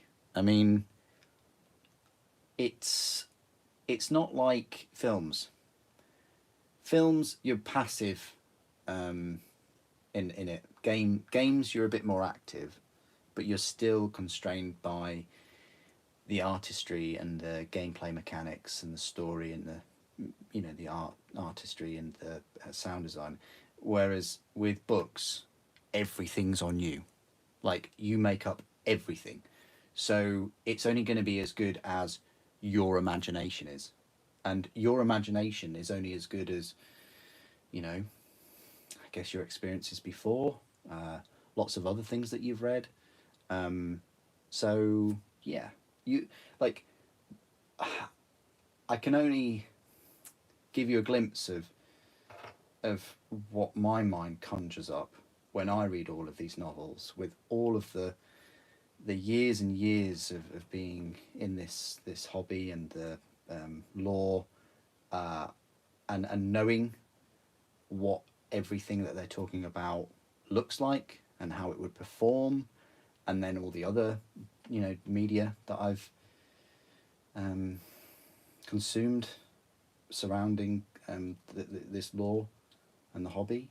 It's just incredible. Some of the scenes that I have imagined in these books, with the sounds and the speed and what weapons do what, it is just incredible.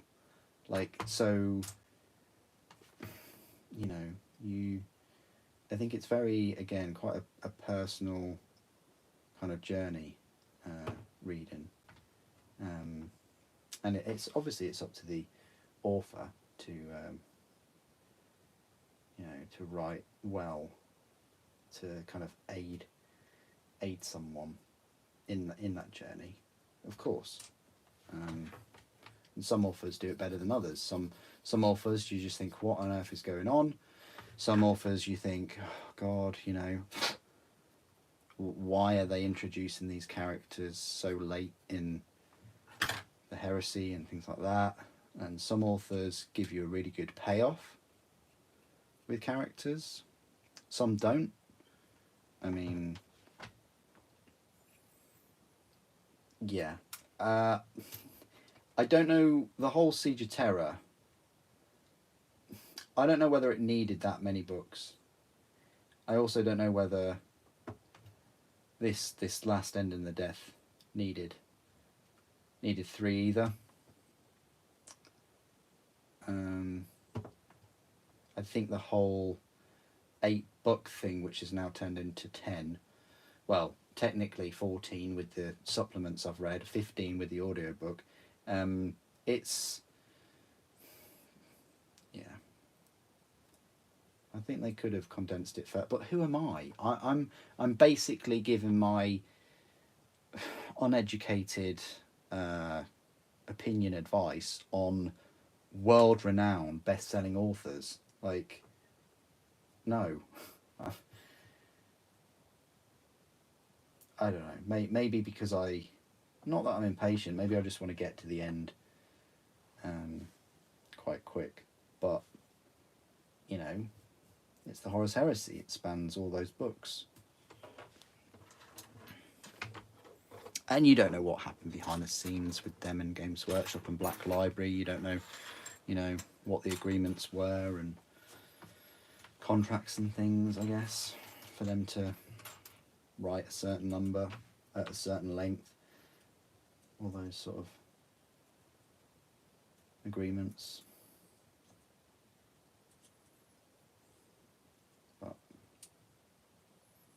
But on the whole, I've enjoyed them. Like, hit or miss. I don't really see many misses with the Siege of Terror. Misses in terms of the whole Horus Heresy, yeah. But misses in terms of Siege of Terror, there's always been some memorable parts in each of the books. There's some really incredible parts that you have to kind of... There's some parts in those Siege of Terror books where I've stopped and not kind of had a breather, but I've had to go on, oh my God, wow. I need to go back and read that again. You know, like, that was awesome. And it's the scale as well. For me, I have difficulty kind of imagining the scale of, like, the kilometre high sky bridges, things like that, and the distances from one, like, palace or whatever building to another. I think a lot of people have difficulty kind of imagining just how big the palace is, because they basically flattened the Himalayas and replaced it with, capital of the galaxy, I guess, in a way.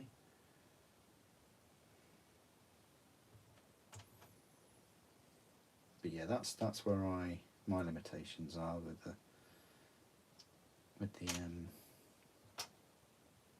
sizes. Because obviously I know how big Titans are and things, but when you've got a Titan knocking on a wall, I think, how on earth, how big is this wall? The wall is bigger than the Titans. And the Titan's just knocking on the wall. Mental. Or a Titan is... Well, I don't want to go too far, because I've got a very good memory, and it would be unfair.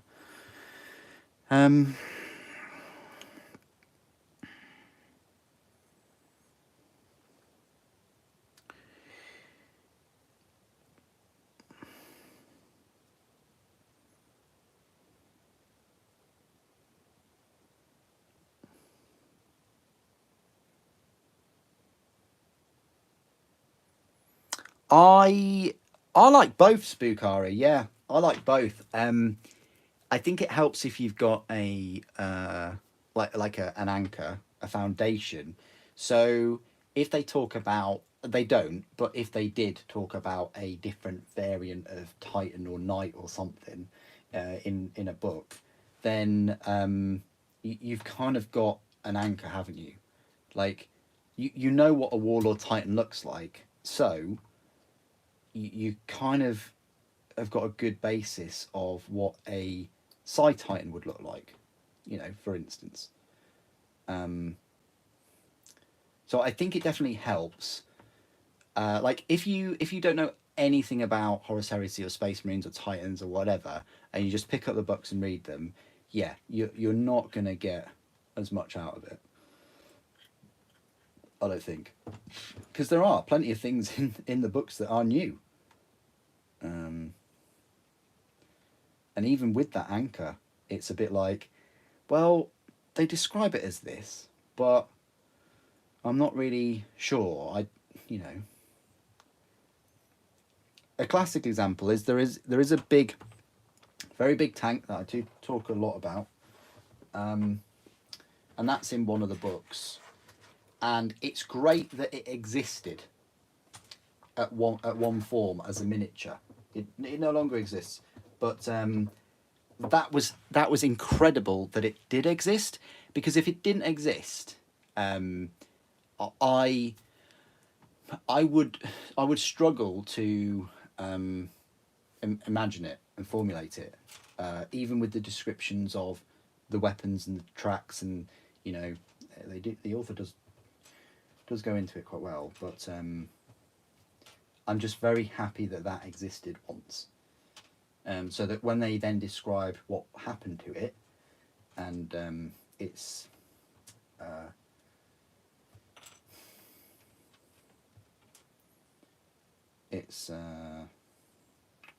conclusion, I guess, then I was appropriately equipped to you know, imagine it in my mind, really. This is a really odd piece. I don't get this piece. Oh,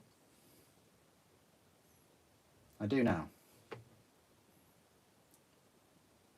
I just had to get the sweet spot. It's the kind of targeting array lens thing.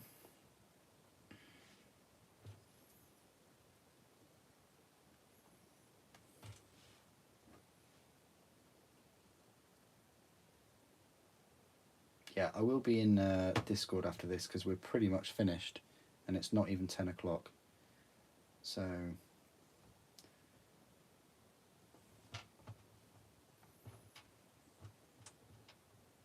And I will glue it. I don't care. I'll glue the arms on.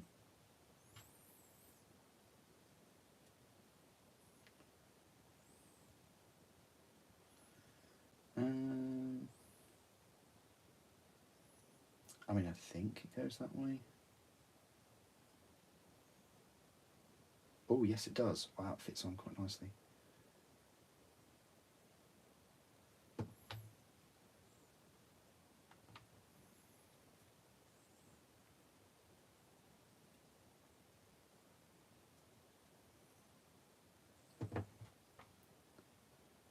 Perfect.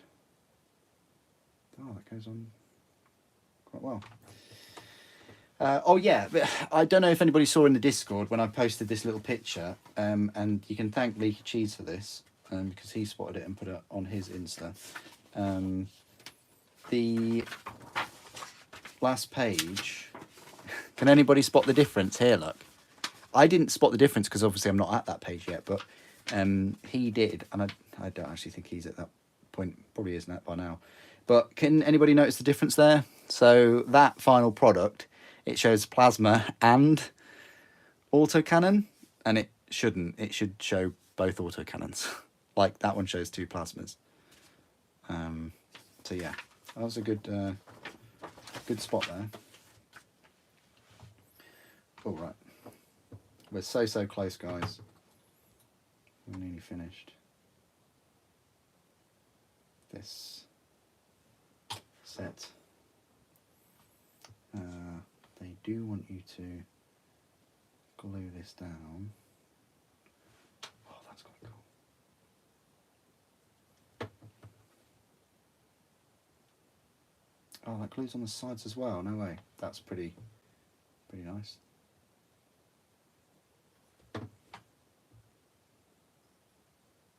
Great. Then they say don't glue this in, but I think you then glue the missiles to the, yeah, cool. Let's just read a few more of your comments.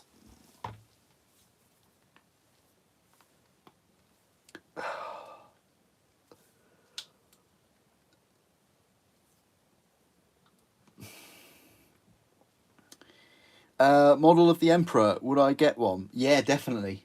Even if he was more expensive than Fulgrim. There's no way they could sell him for 200 quid.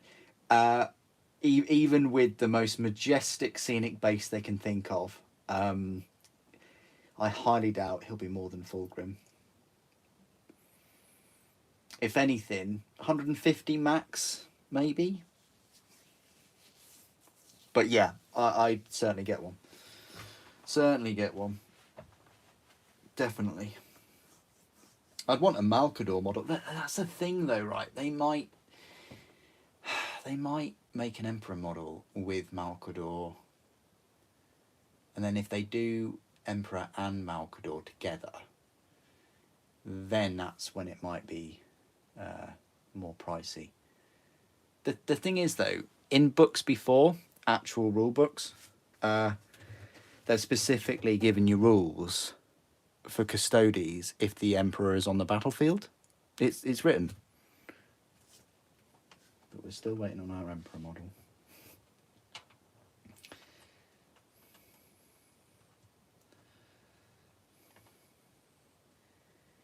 I think they should do an Emperor model, and I think Henry Cavill should do the unboxing.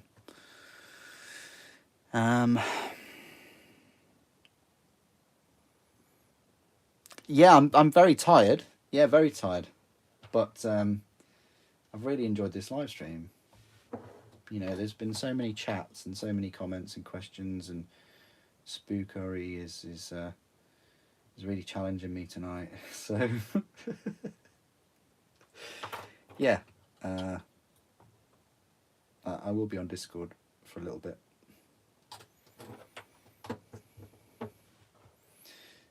Mainly because I also want a hot drink.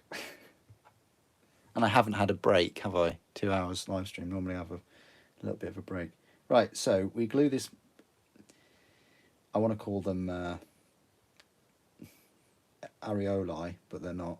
They're aeolus. Iolus. I don't know how to pronounce that, guys. Sorry.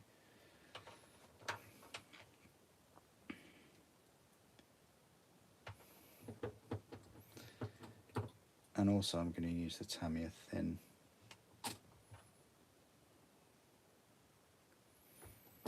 Just because the Tamiya thin, it's quite strong glue anyway, but it won't squish, if you know what I mean. Like if I put a blob of Revel or Game GW glue in, it will likely squish when you at both of the contact points. And if the glue squishes, that's the technical term, by the way, it will spread and occupy unoccupied space, which then will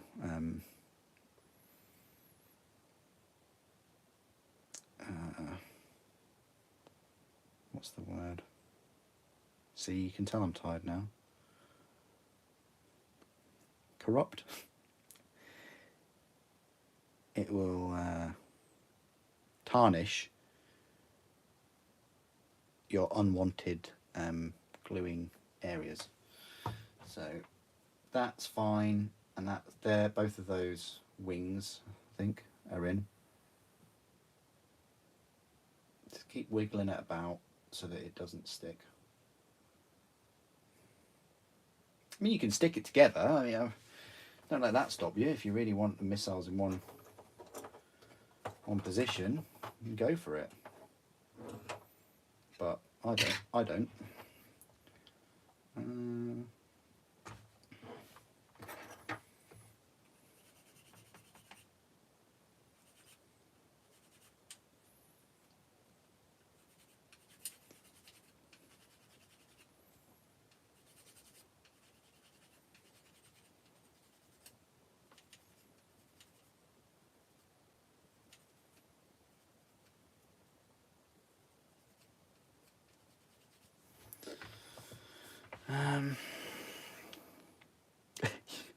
Like a model of him in a wheelchair. He's never been in a wheelchair.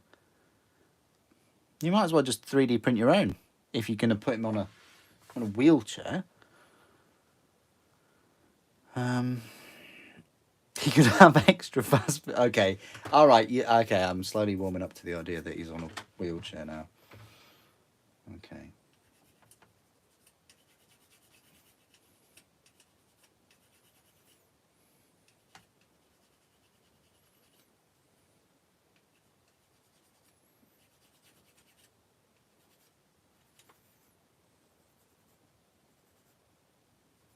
I don't think they'll ever do it, but I would like a Emperor model on the throne. Proper grim dark with you know, cherubs and custodes and some, maybe a High Lord of Terror or two. But I would also very much like a Horus Heresy version. What can I say? I'm greedy. Some people would like a, you know, some people would like a one Emperor model, but I would like two. Then again, I'd also like a Sanguinius descended model, if you know what I mean. When he dies, you can sacrifice Malkador. What?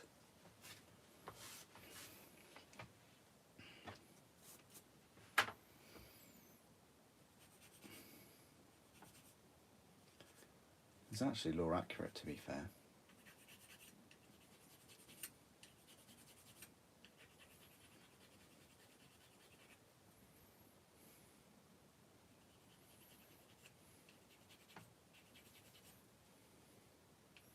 Or if you want his wheelchair to go faster, you can sacrifice your entire Psyker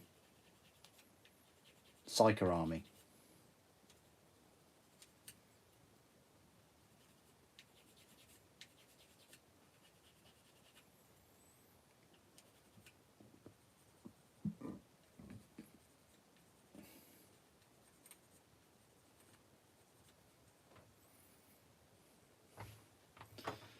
Right, so we're now at the point of no return.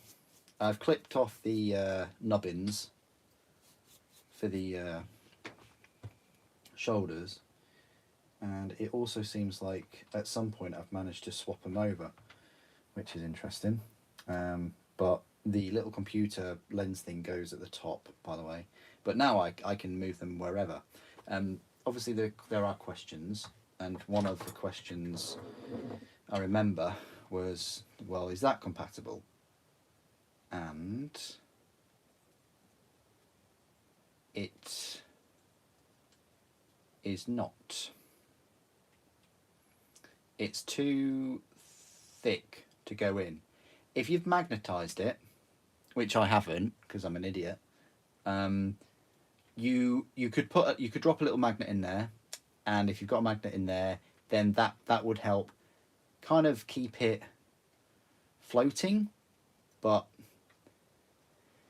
I rarely say this, it's too big to fit in that hole. So yeah, if you want it to fit in nicely, then you're going to have to shave a bit off. But then that means it's going to rattle about that hole. So that isn't really compatible. In terms of the arm weapons for this,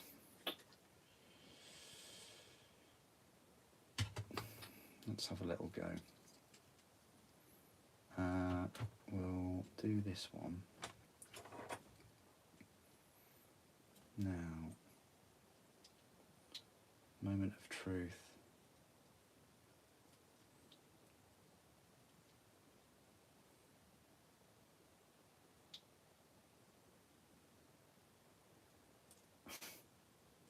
What is that about then?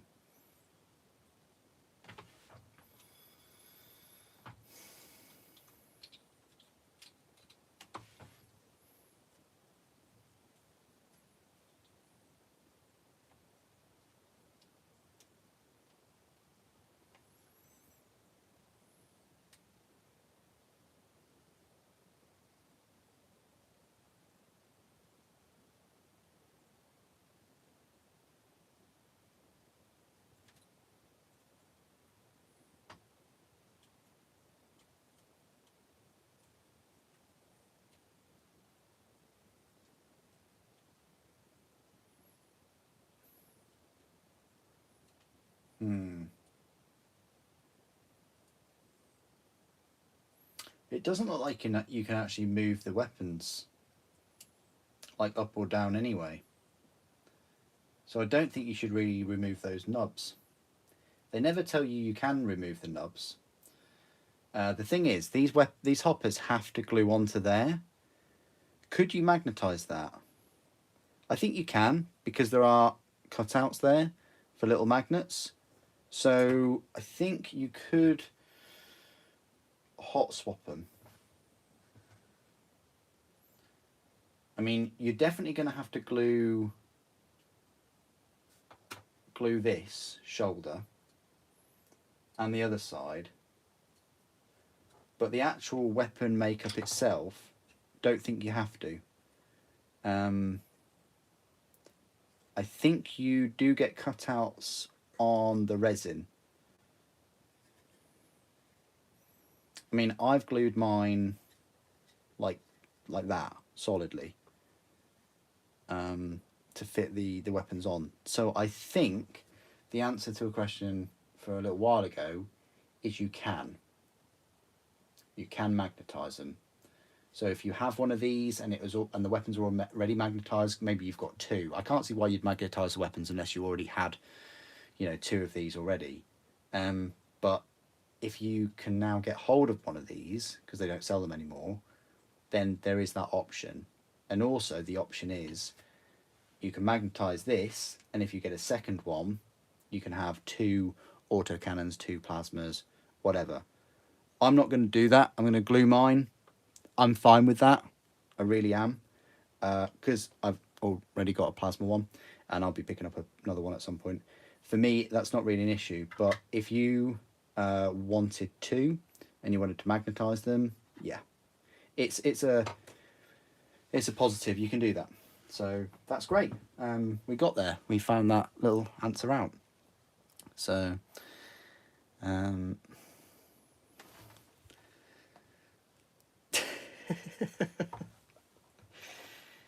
right. So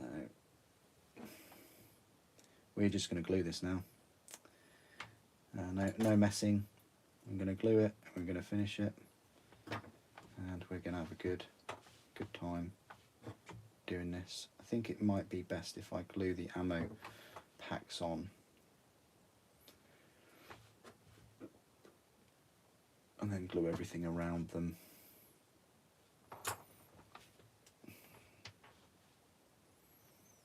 I don't know why I glued that so early, but I did.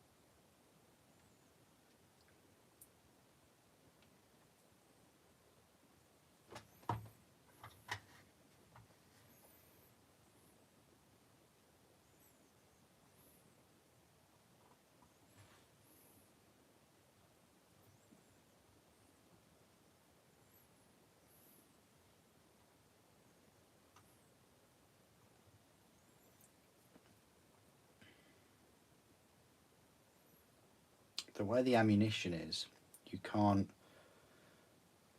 aim them up, and you can't aim them directly forward.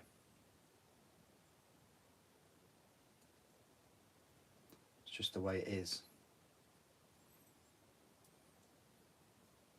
It's the way they've modelled this.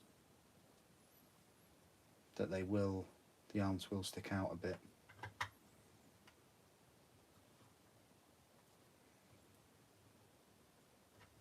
Because if you aim it directly ahead, then your ammo doesn't reach.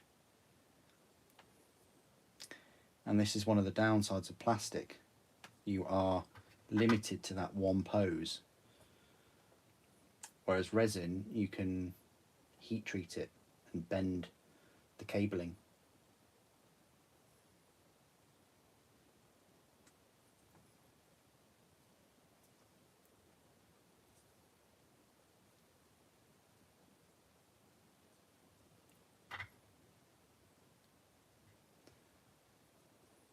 I might aim this one up a little bit.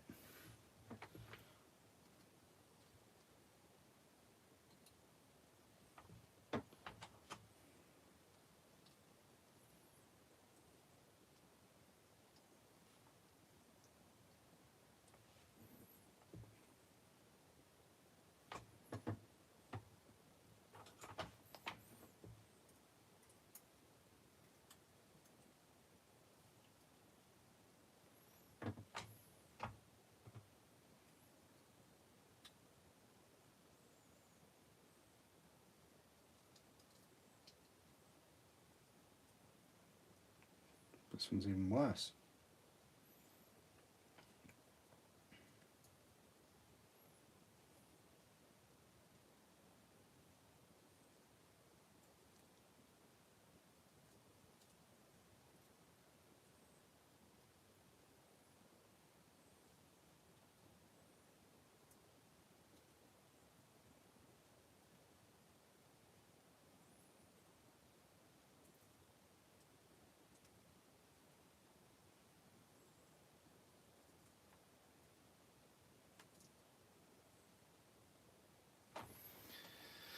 Just checking.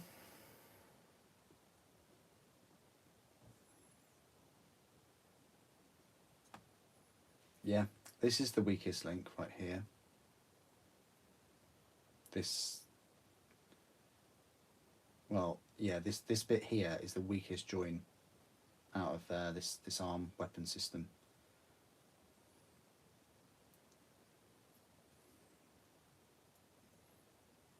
It means you're going to end up with the Deredeo with its arms kind of outwards. It's a good job I didn't kind of quit the arms and then do them later and wait for them to set. That I left it a bit malleable, because I wouldn't have been able to do much with the poses of them.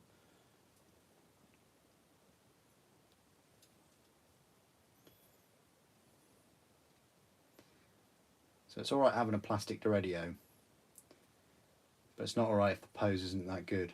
And this was the downside of the Leviathan and the Contemptor, really. You get it in plastic, it takes you longer to build, and you end up with a worse pose. But hey, it only costs 50 quid. I'm complaining massively, you know. But only because of the limitations of this plastic. No, it's just not possible.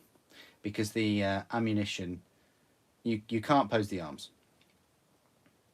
Because the ammunition belts are a fixed piece, and they have to go into the hopper. And the hopper has to connect to the back. So no, you can't pose the arms. Sorry, Spookery. If you want to pose the arms, stick with the normal Contemptor or a Leviathan, really, where the arms are completely separate. For this Deredeo, the arms are not separate. They are connected to the ammunition feeds, which are also connected to the hoppers. Again, this does also raise the question about magnetization and using the plasma, because you're going to need some strong little magnets to do this, and you'll also need magnets in the shoulder joints,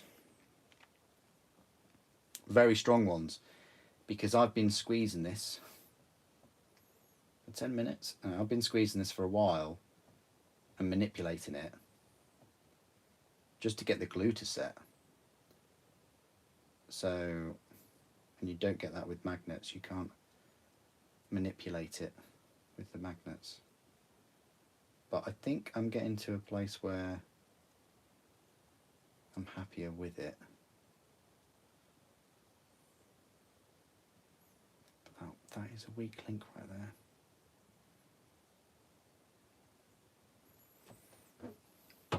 Nice kit, shame, you know, let down by pose. But at least I was there a day after its release to give you all that information. So you can't even kind of aim it up or anything. It's just like stood there. You can't aim it down. Its cannons aren't even straight. You can't leave the feeds off. The feeds are part of it.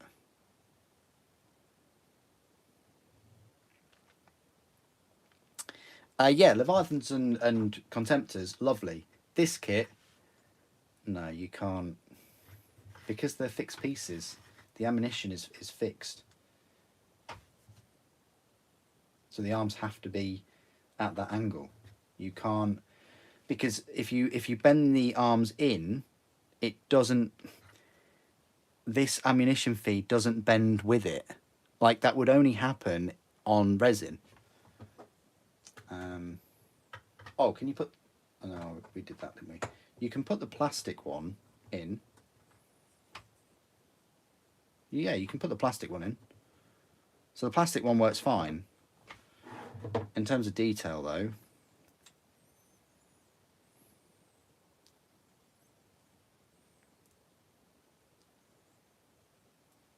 There's more detail on the resin one, yeah. I can just tell. The 3D detailing, the cutouts, the cabling looks better. The exhausts look better. Like that exhaust definitely as opposed to that. Yeah. That's a downgrade. If you put that on there, you're just stupid. You want to know how the Acheron and Castigator go together with their massive ammo feeds? Well, all right, one step at a time, my friend. There's the ammo feed for the Castigator. I'm close. I'm very, very close to finishing that. I'll tell you in the review. Acheron, I haven't even got an Acheron yet. So you're going to have to wait a little while for the Acheron. December, I think.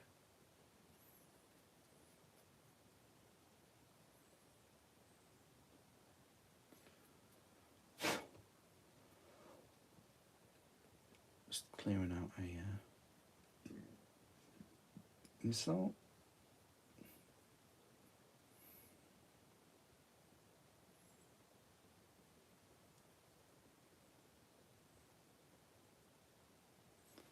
Okay, it's 10 o'clock. Live stream for 2 hours and 10 minutes. I think I'll call it there.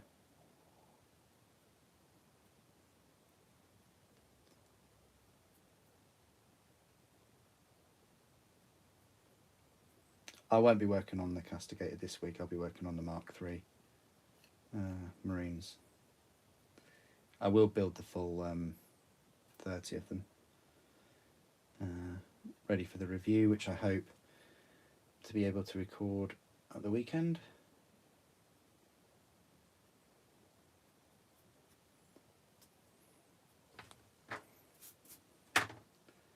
Isn't it annoying when you get one of the points of a missile that's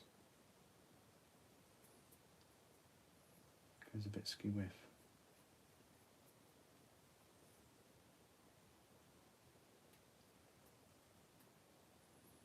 Don't know how that happened. I'll just get a knife. There we go, that's better. Yeah, so that's pretty much my drunk. I don't know. See, that's as far back as it goes as well. And it's annoying that you can't have the guns straight.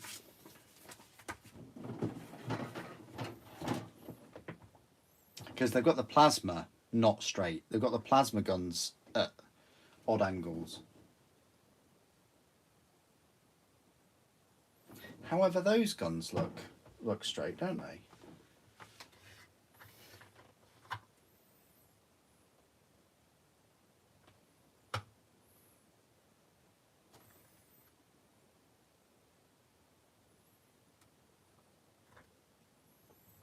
I'm going to see if I can manipulate it a bit more.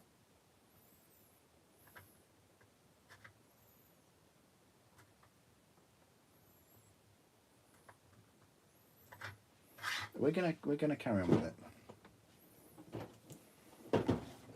We haven't finished yet. We haven't finished yet. I want these guns straight.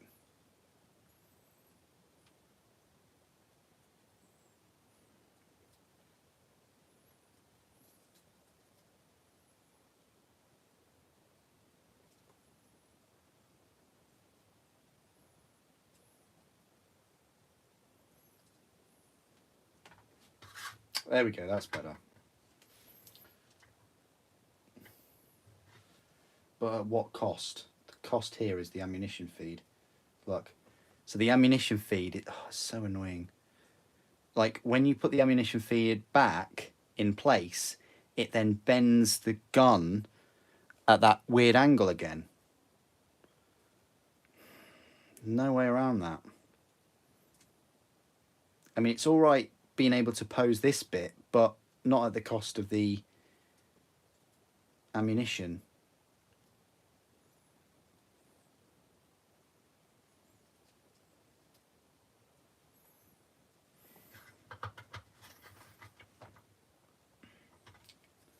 How did the other one work out? The other one's all meshed as well with the ammunition too. It's not good. I'd like to see their model, if their model's meshed.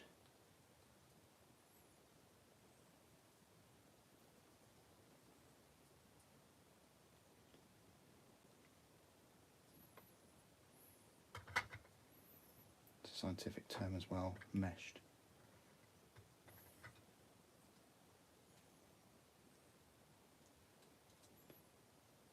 I would definitely suggest you kind of build all, you know, the weapons and things all in one go, so you're happy with your pose.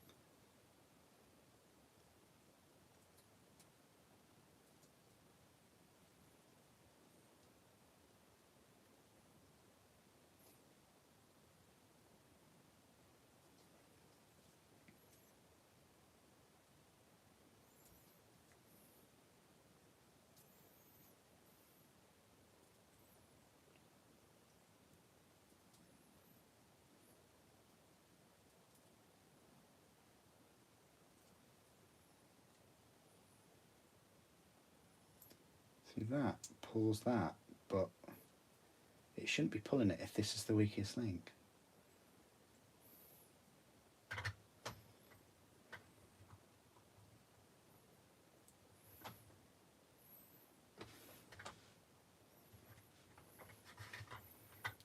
We can't aim them any higher. We can't move the arms down, and we can't.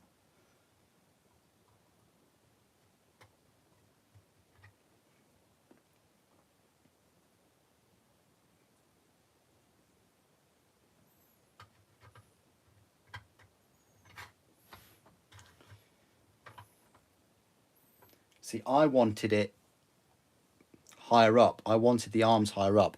Doesn't bode well for the las cannon, you know, because it looks like you can aim the long range dreadnought further down than you can up, which is just stupid.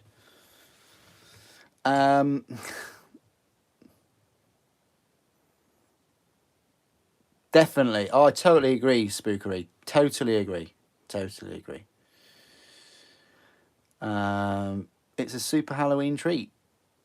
4 or 5 super live streams in the past 10 days. Yes, Ed, I had last week off, so I decided to do a few 3-hour live streams. So I hope you've enjoyed them.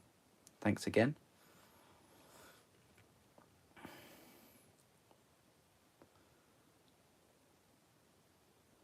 Yeah, definitely suggest doing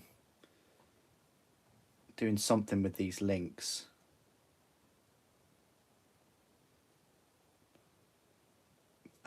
But it's good that I've raised this because I hope it's helped people. Like even with me manipulating it, right? It's still somehow split. Have you noticed that? I had both of these weapons kind of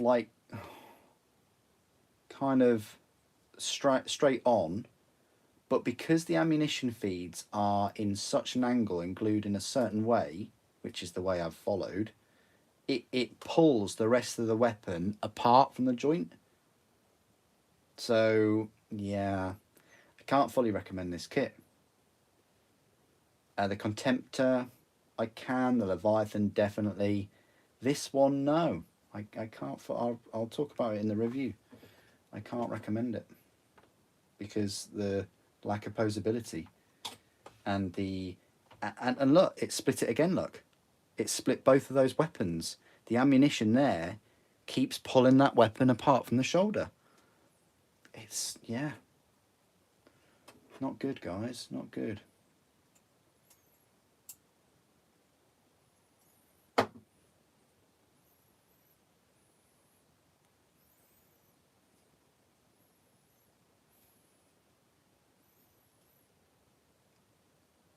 Kind of makes me wish I'd bought more resin ones now.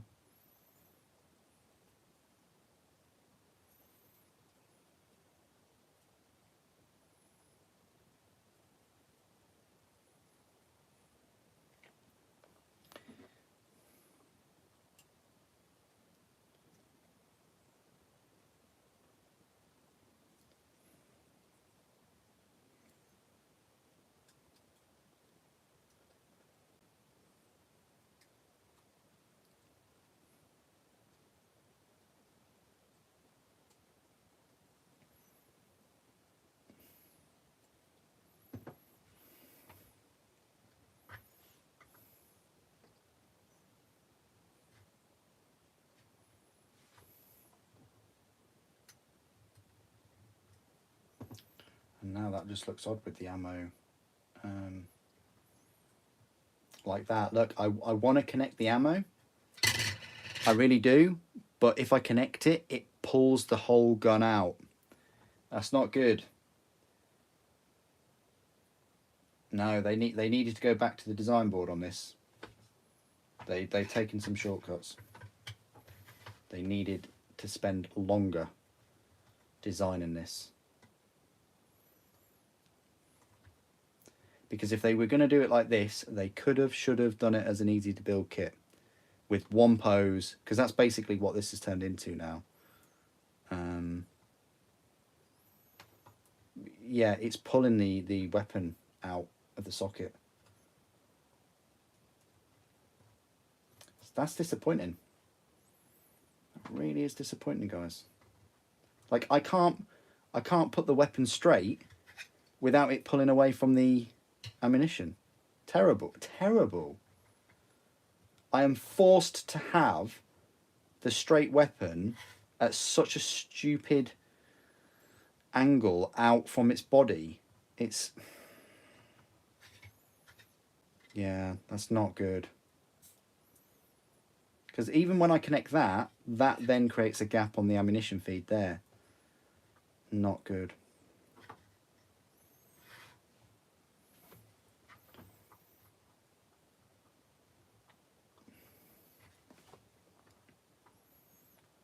See if I can salvage it a little bit.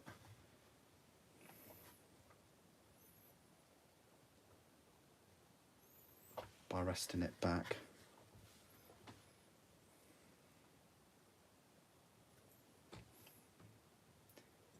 It's already pulling it back. I can see. Wow, that's not good. That's not good at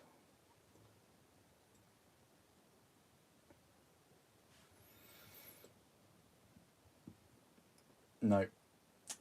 Yeah, avoid this one. It's not worth getting just for this kit. I'll say it how it is. You're better off getting a Contemptor or a Leviathan if you really want a Dreadnought. Ah, such a shame, because I was looking forward to this this Dread.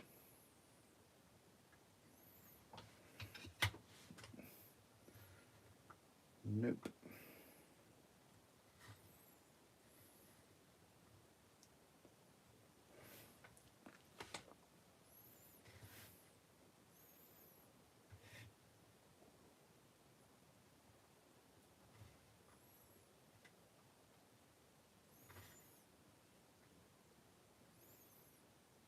We're going to leave that in that position though.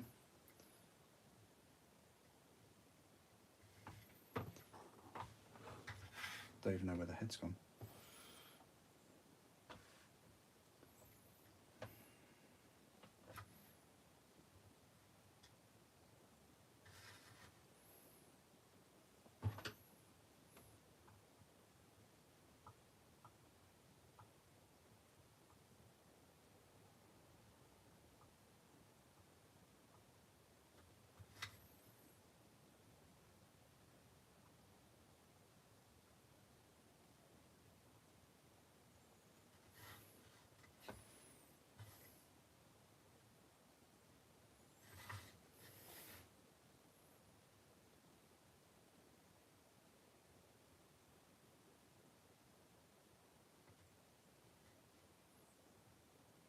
It's like a little cat peeping out. Okay, I think I've salvaged it a little bit.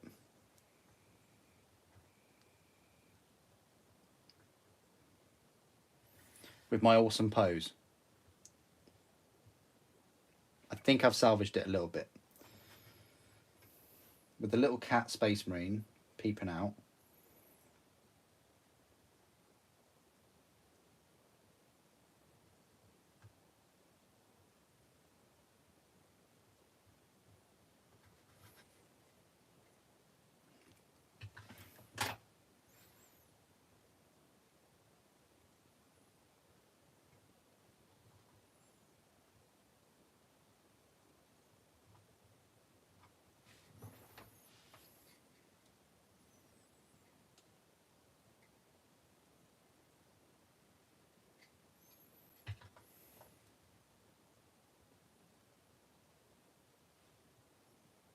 Don't even know if that's going to glue.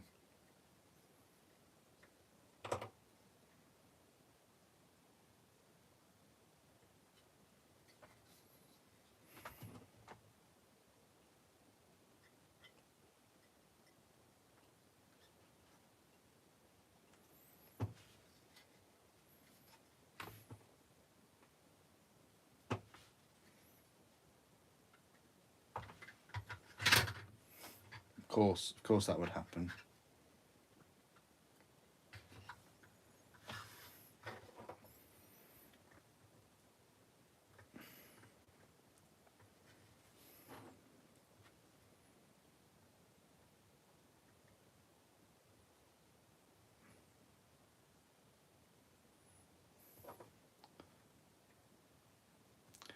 So it doesn't like to be too far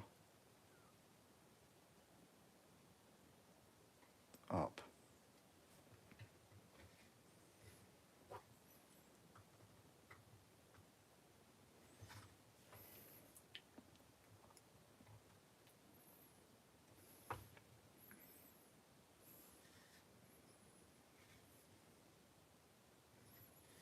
That's okay. That's serviceable.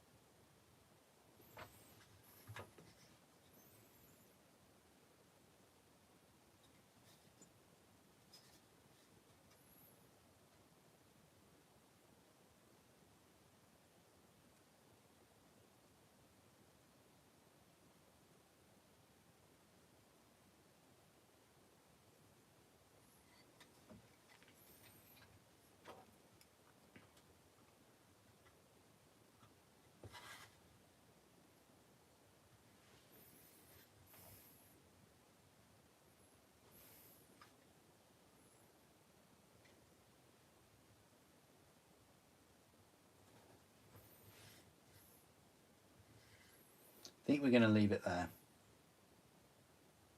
That's the best I can kind of come up with. The guns are still not level, especially this one.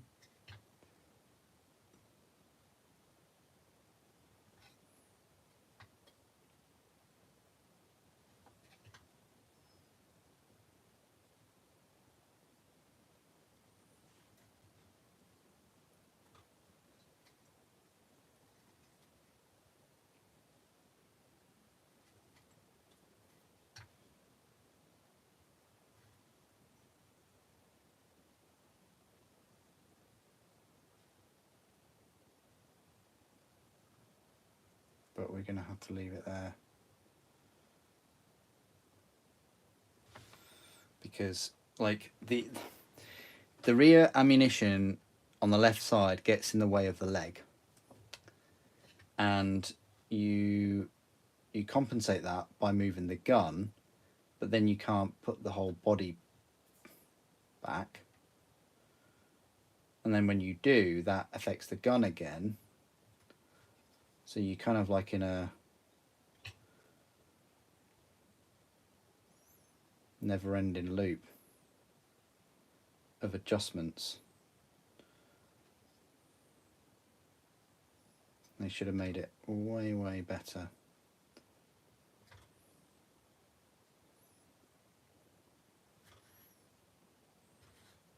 And on camera, that probably looks amazing, but in my head, it doesn't. Okay, we're going to leave it there. That's it, pretty much done. I'm going to use a Leviathan to stop that weapon going any further. Hopefully. Hopefully the Leviathan will stop it. Tell it to behave. But that's it. That is the Deredeo Contempt Dreadnought. What do you guys think? I will start building the Mark IIIs, the new Mark IIIs. I'm going to have fun building them because I'm going to have a few with the special weapons as well. Maybe the rotary cannons, I don't know. They give you examples of the heavy weapons.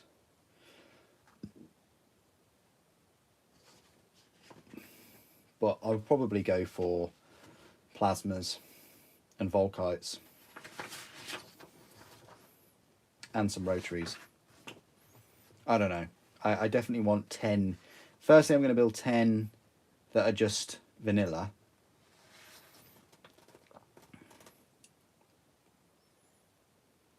With the bayonets as well, because they look really cool. Then the other 20, then the other 30. How many do you get? You get 30 in the whole thing, don't you? So the other 10, I'll probably do special weapons. So yeah, so that's my goal for this week, is to build the 30 Mark IIIs. Wish me luck. Hope you've enjoyed the live stream. Thank you very much, and yeah, I'll see you on the next one. Thanks all so much for all your comments and things, and I'll be in the Discord for a little bit. But yeah, have a good one, and I'll see you in the next stream. Thank you for watching. The Emperor protects.